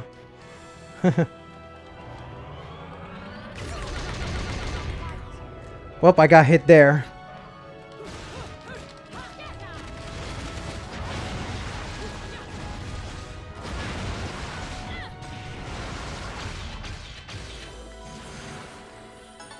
Well, unfortunately, because I got hit with the laser, I couldn't properly demonstrate for you that it's possible to get a pure platinum.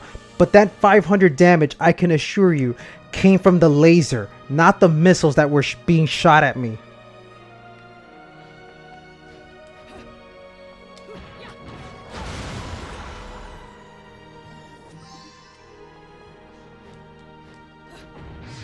In fact, I lost half my health, so that damage should have been more than 500 if it was meant to be counted, but it wasn't. That minus 500 damage came from the laser. I only wish that I had properly made the jump.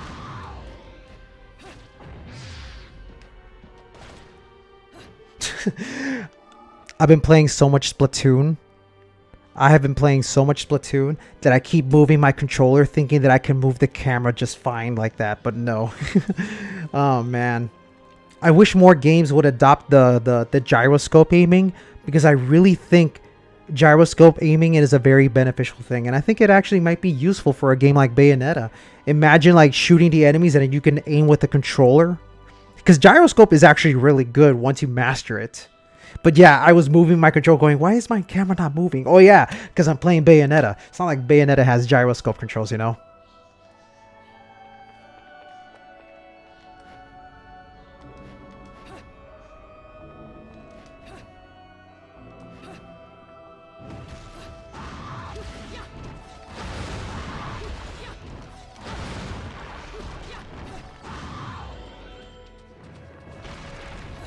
Oh yeah, I can't wait for the Splatfest tomorrow. Who's gonna join me?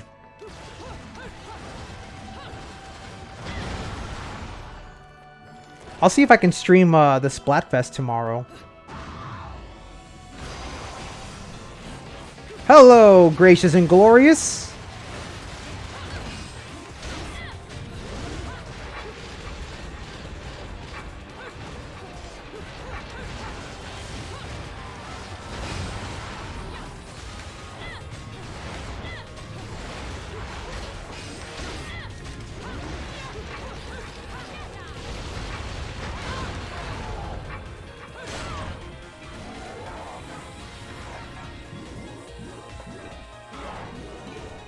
And goodbye, gracious and glorious.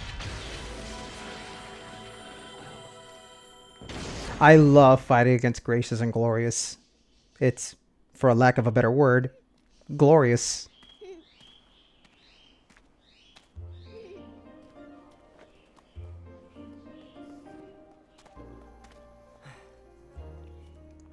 What happened to Mummy? Well, you see, she just went to look for something, that's all. I can't believe that witch, placing a poor helpless child under her spell. I know, right? She should put a spell on me. Not this child. It should have been me, not him! Mommy. No need to cry. We'll get you to your mom in no time.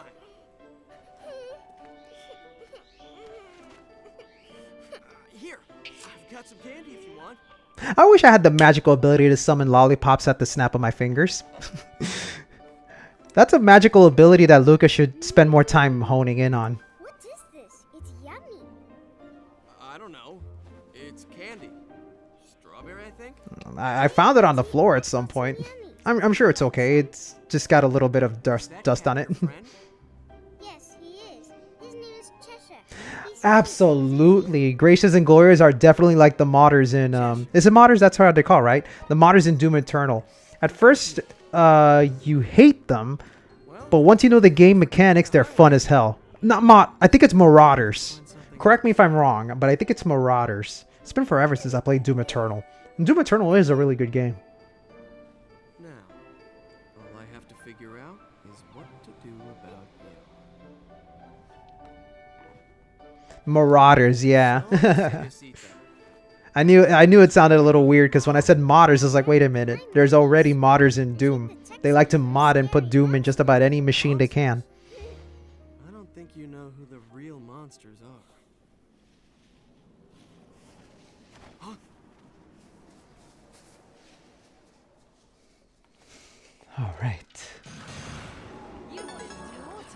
While Luca and Cerecita were having fun talking to each other, Bayonetta was busy getting a pure platinum effortlessly.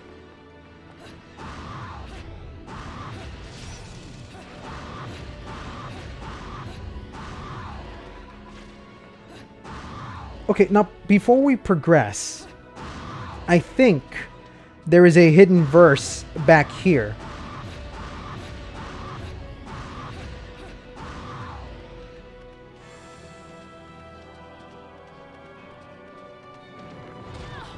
Ah, not fucking with you. Nope. Yep, there it is.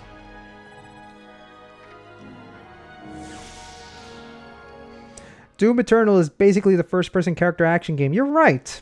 You know what's another really good first-person character action game? What was it called? Ultra Kill. I actually enjoy Ultra Kill a lot. It's really freaking good.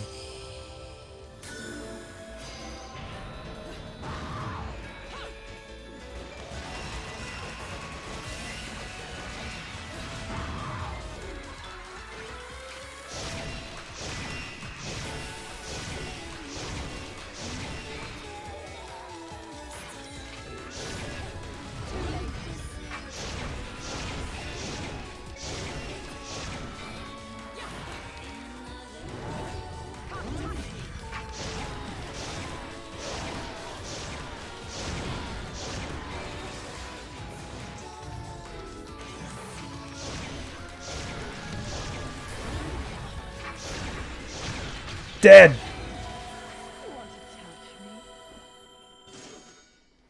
Let me adjust this microphone.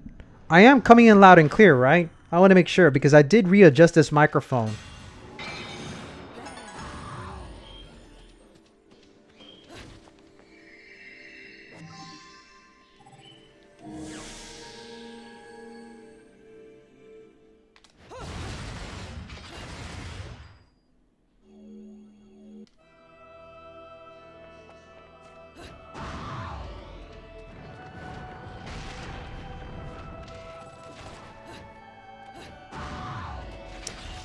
Let's just get rid of this. Not a big fan of the electric claws.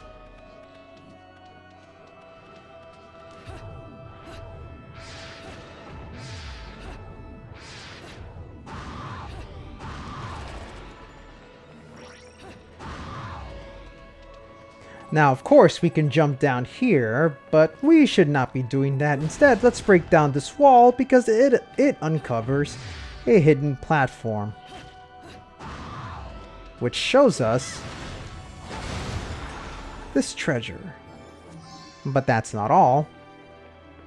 You can see that there are these two suspicious looking statues. Maybe we should break them.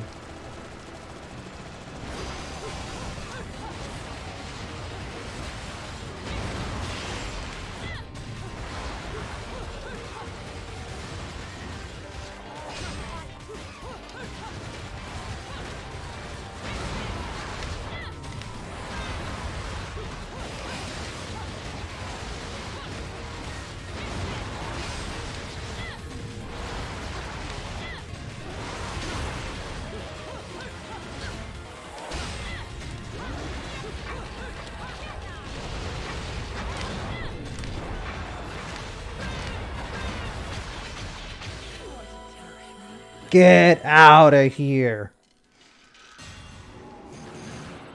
Oh, low combo score. Well, I'm awful at this game. I knew I should have swung him around with my whip. I always do that to get a high score.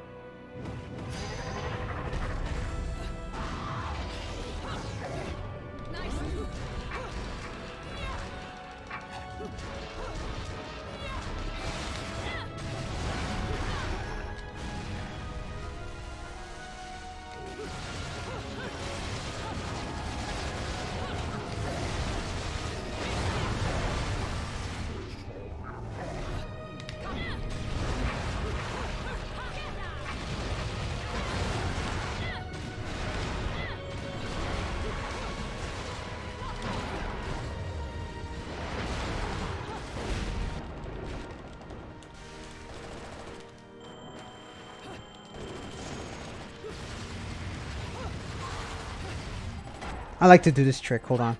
I'm gonna use the witch time from the statues so that I can be frozen in time underwater. Because I don't want to waste time fighting against these inspireds.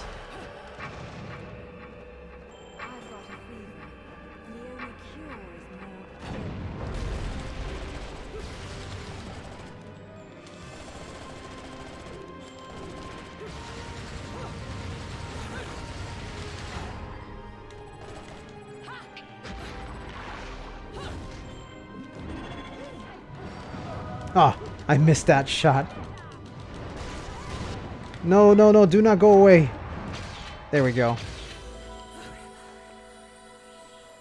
Your parries are so good. It's like third strike shit. It's actually, it's funny because I've gotten it down to a science. My timing for the parries come from my expectations after the GG boys like break away from the combos that I do to them. If you notice, there are moments where I deliberately just punch up in front of them. And I do that so that they can hit me off. Because when they parry me, that's when they immediately go for the swipe. So I deliberately hit them so that I can make them block me. And then they go for the swipe. And that's when I go for the parry. So I always force them to hit me so that I can expect that parry. You'll see me do that quite a lot. It's a really good strategy to keep in mind. With the parry, force the Grace and Glory characters to block your attack, because when they do, they'll immediately swipe afterwards. That's when you go for the parry.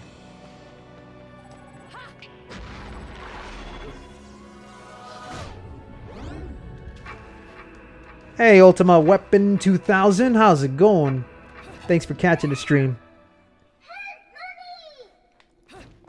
Mummy's on her way, my dear. Yeah, exactly. Baiting for specific hits.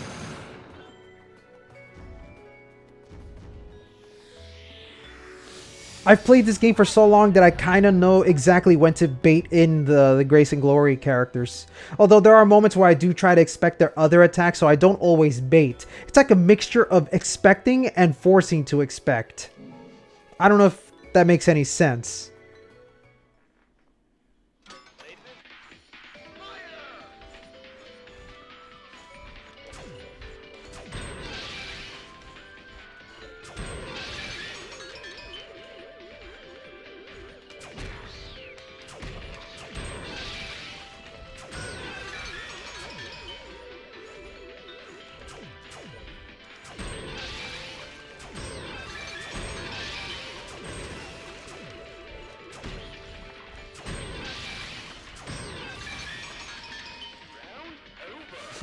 Well, thanks, man. I do try to make these streams enjoyable.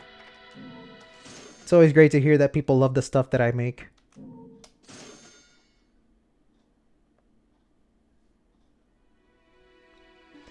Yeah, that's how it is. It's always like just going in and out of everything, you know, aiming for the weaves, expecting the block, going for the parries. It's like a nice toe-to-toe dance with the enemies, you know what I mean? I still firmly believe that Gracious and Glorious and Grace and Glory are some of the most well-designed enemies in the Bayonetta franchise. You hate Angel Attack? I love Angel Attack. That's where you're able to get the exclusive item, the Golden Moon Pearl. I talked about that in episode 1, where with the Golden Moon Pearl, you are able to replenish magic automatically and you're not penalized for it.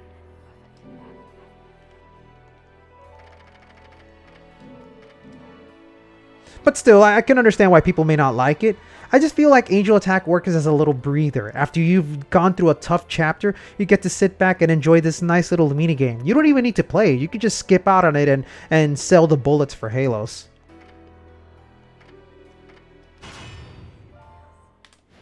Onward to the next boss fight.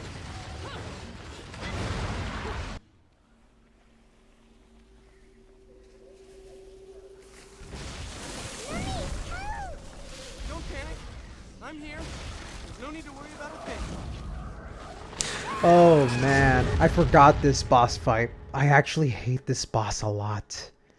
This is one of those bosses that I feel is the not so fun boss. Mommy. Can't you see? It's the one with the baby head, right? Oh man. Because in that fight, you're like stuck on a platform and you just have to dodge out of all of its plant-based attacks, watch for the baby head, keep smacking it around, and then there's those moments where it breaks the platform and you always have to run away and find a good spot to stand on. It's kind of boring.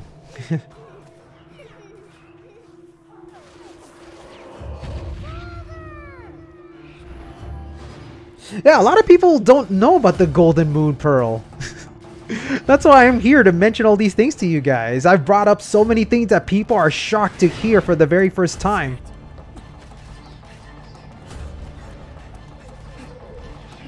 I've played the game, I've read the books, I've watched the guide. This is everything that I know by heart.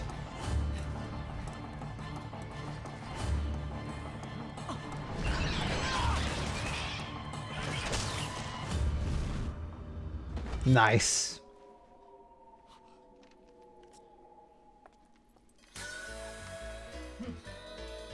Alright, let's kick some ice. Actually, that pun wouldn't work because I'm not using anything ice-based. Let's fix that. Let's get that Odette and freeze up some enemies.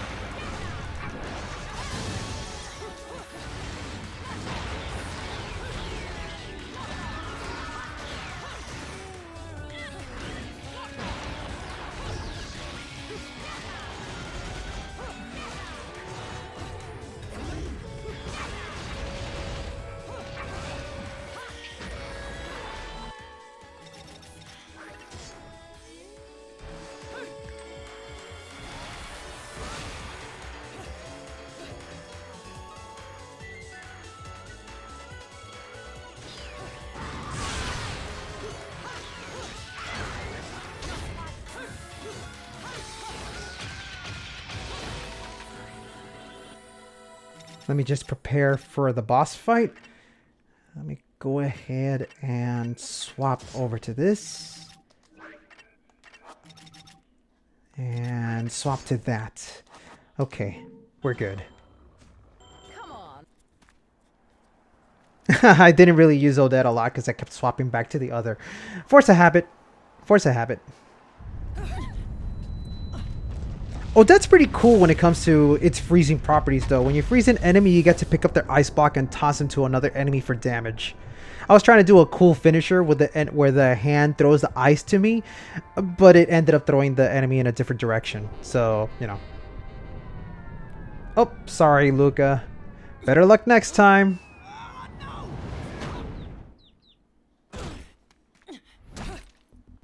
It does take some practice.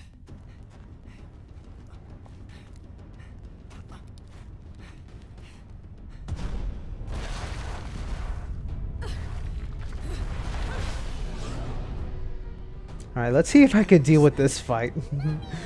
I don't want to stay here any longer than I need to, because seriously, this boss is ugly as sin. Something about angel babies and weird, ugly monstrosity figures kind of rubs me the wrong way, you know what I mean?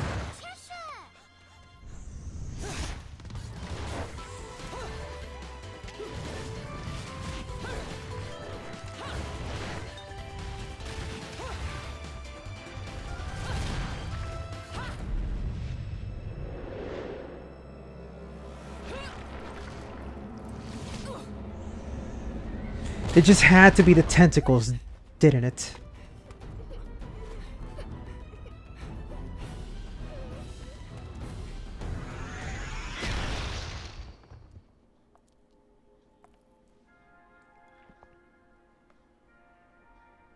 Well, Kitty, what do you think we should do? He's hurt you, has he? He has. We can't be having that now, can we? No, absolutely not. See, look at that. That shit is ugly. I would say that's a face a mother would like, but I don't even think mother likes that.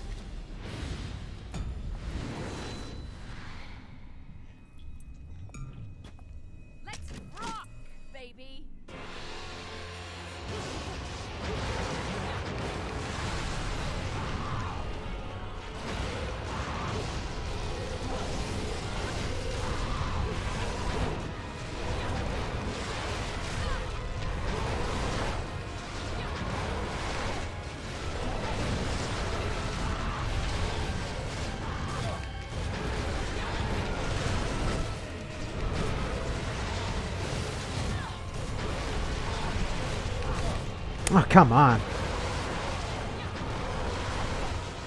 Oh, wait a second. Hold on. Didn't I buy, yes, I did. I completely forgot I bought this thing.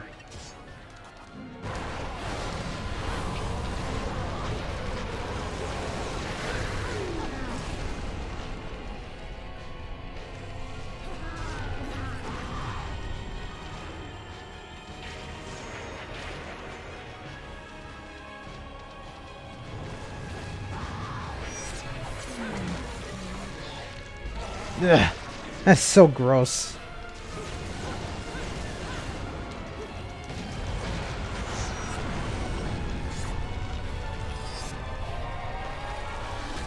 Cut it in half. I fucking love that so much.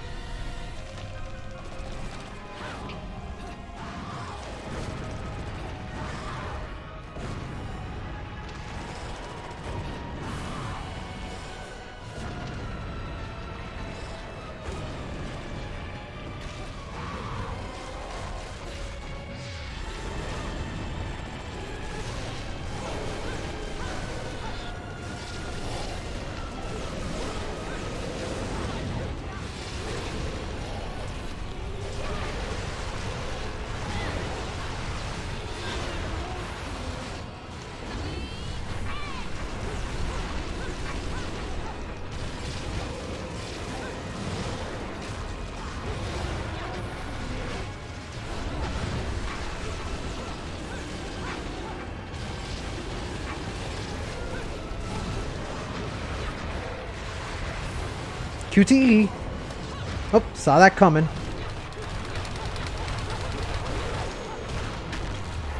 Ooh, right in the face.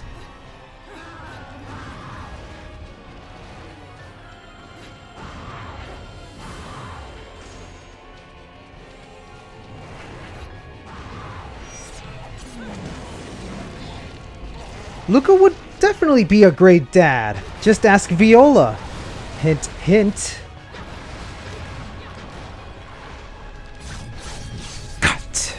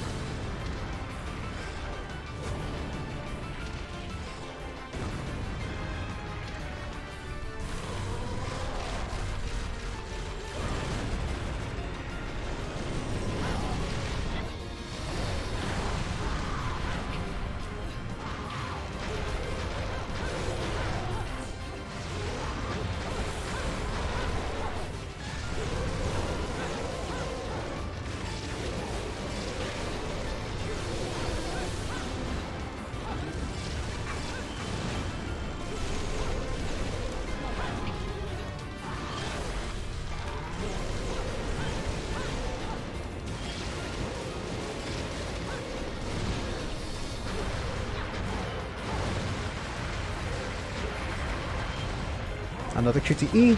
No problem. Let's just punch that rock away. It's gonna toss out another QTE. No worries. We can toss that one away too.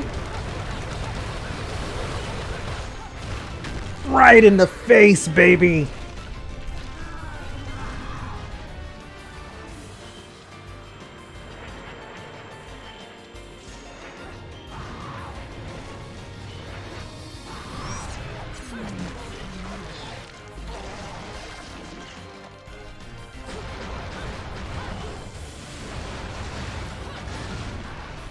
One more cut.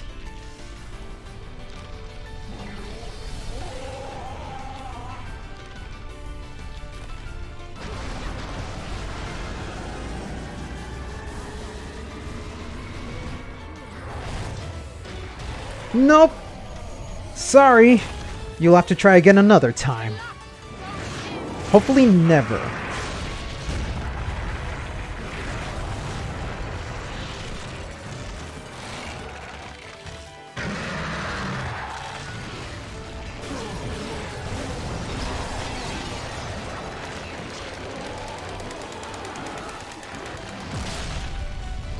Squeeze them to death. That's how you do it. How about now? Still not enough. Not You enough. can go another round, can't you? See, look at this. It's just an ugly wad of baby meatball or something. This is ugly.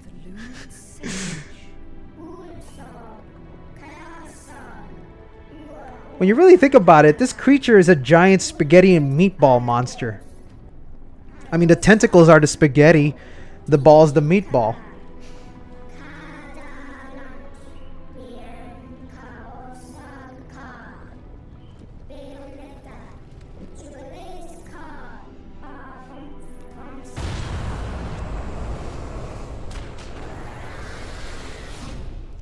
Sorry, I don't want to hear whatever it is you had to say.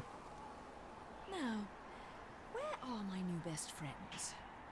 I suppose one of them is an adult, so they should be okay. Spoiler alert, Cereza is the adult.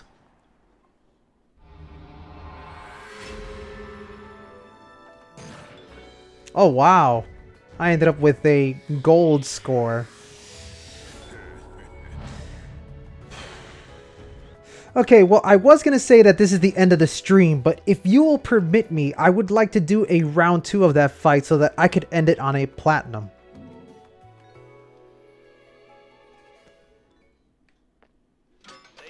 First, let's get those points out of the way.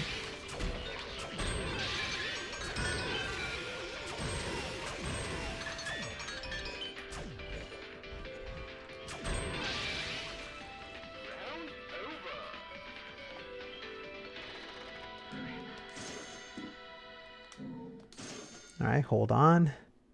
Yeah, we're going to do a round 2, because the thing I forgot to mention all the way back in the first episode is that I intend to complete all the chapters with at least a platinum rank.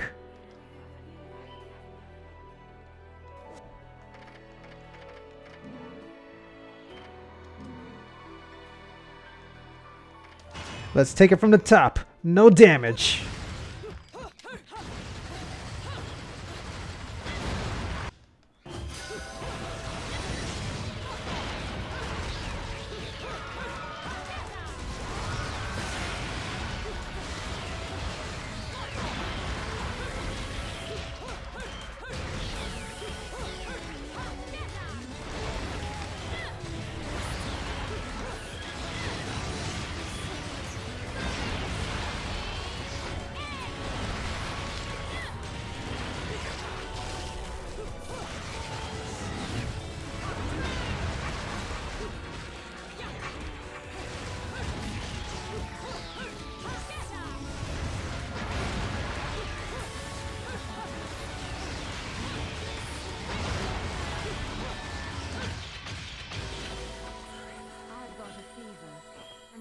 Cure.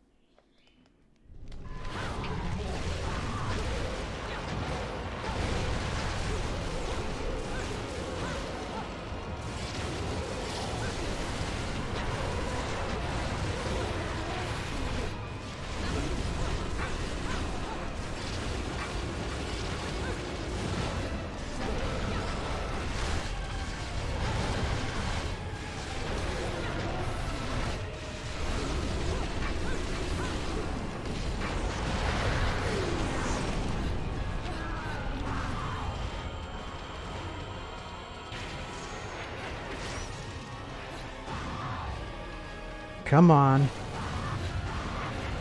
I'm gonna see if I can do a pure platinum.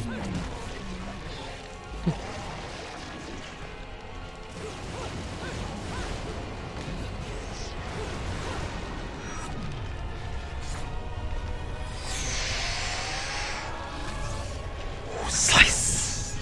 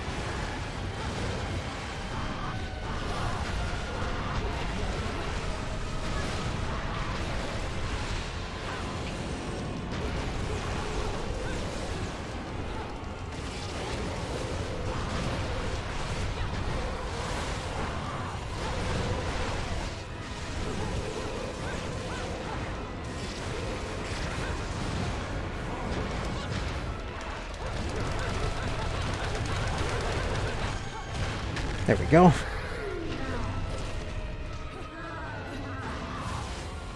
Sorry, I got my game face on. I can't really do much talking right now.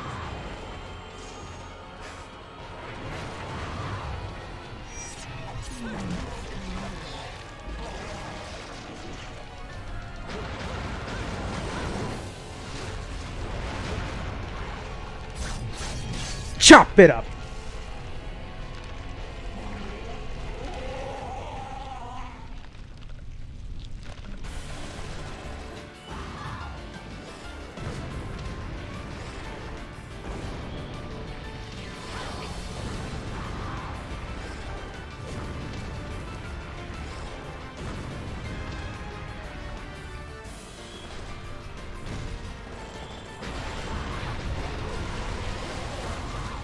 No, I got hit. Okay, let's just make this a regular plat run.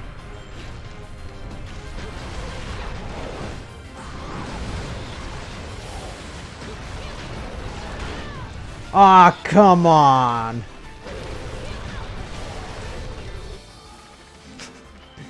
This sucks. I had it down just right and then I lost the feathers. Not the feathers, the butterflies.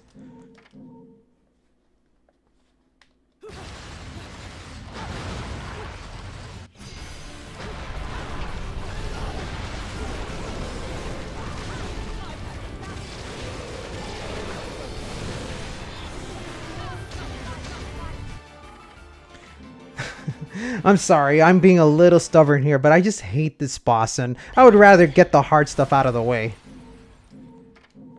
Again, I not a fan of this one. Can you tell?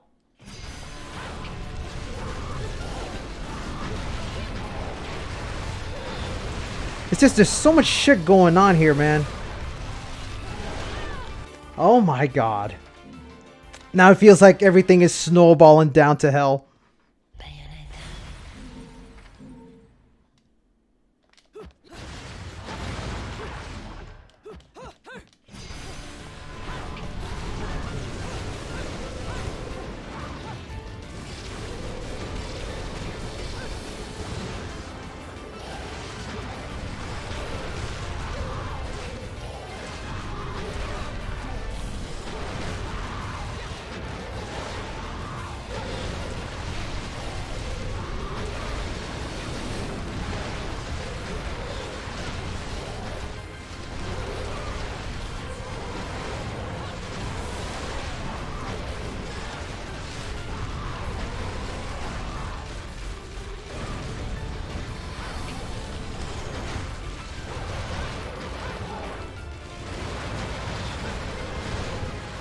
Okay, the hard part is done.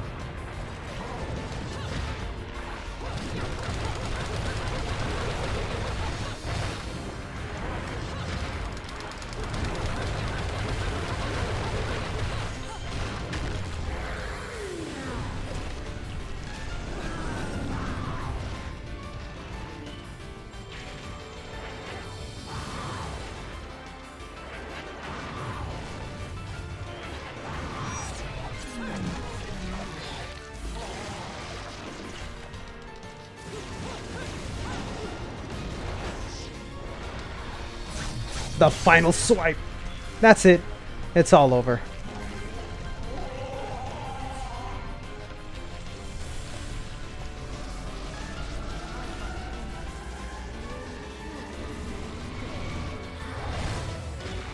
Headbutt.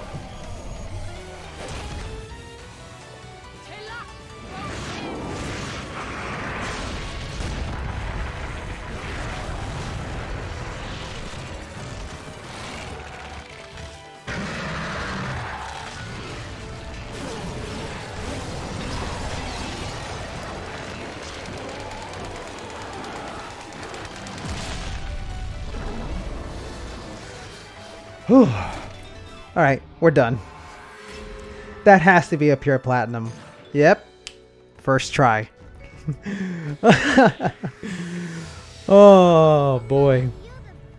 I hate to admit it, but I can be a very stubborn fellow. If things don't go my way, I will make it go my way no matter how many times I gotta retry it. So let's just pretend this was the first try.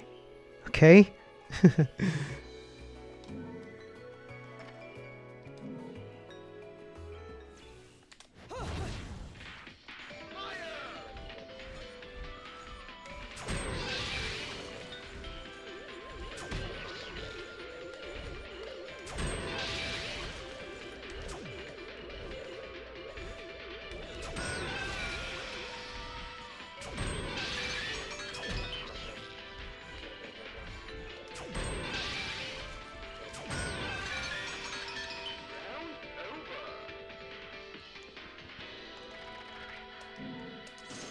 All right. We are done. Unfortunately, this is where I'm going to have to end today's stream. I would love to keep going. Believe me, I would love to.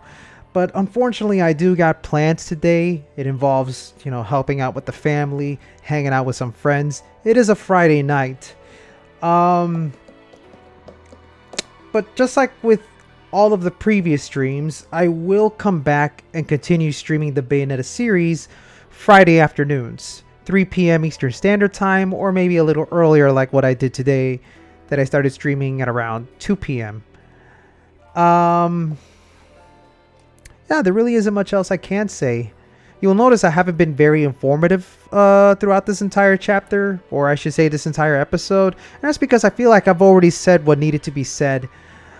And as the game gets harder, it also becomes a little bit harder for me to explain things. So I hope you guys can understand that from here on out, it's not going to be quite as informative as the first 2 episodes.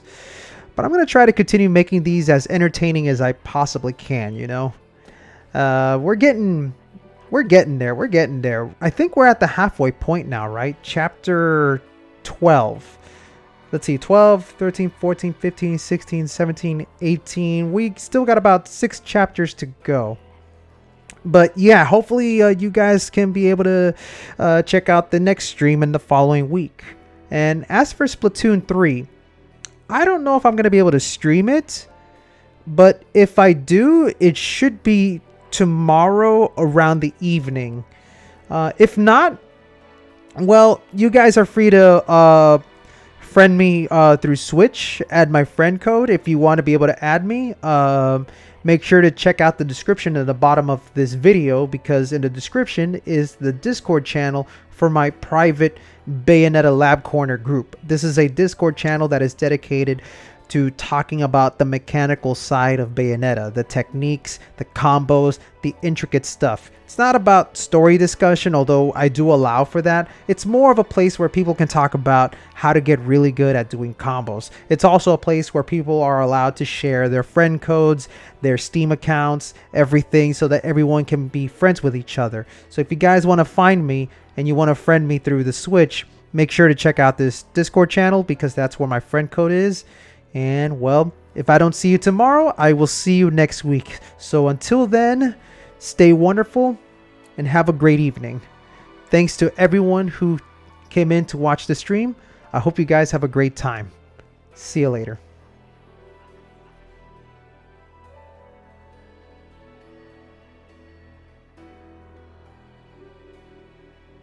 I know that you'll be back.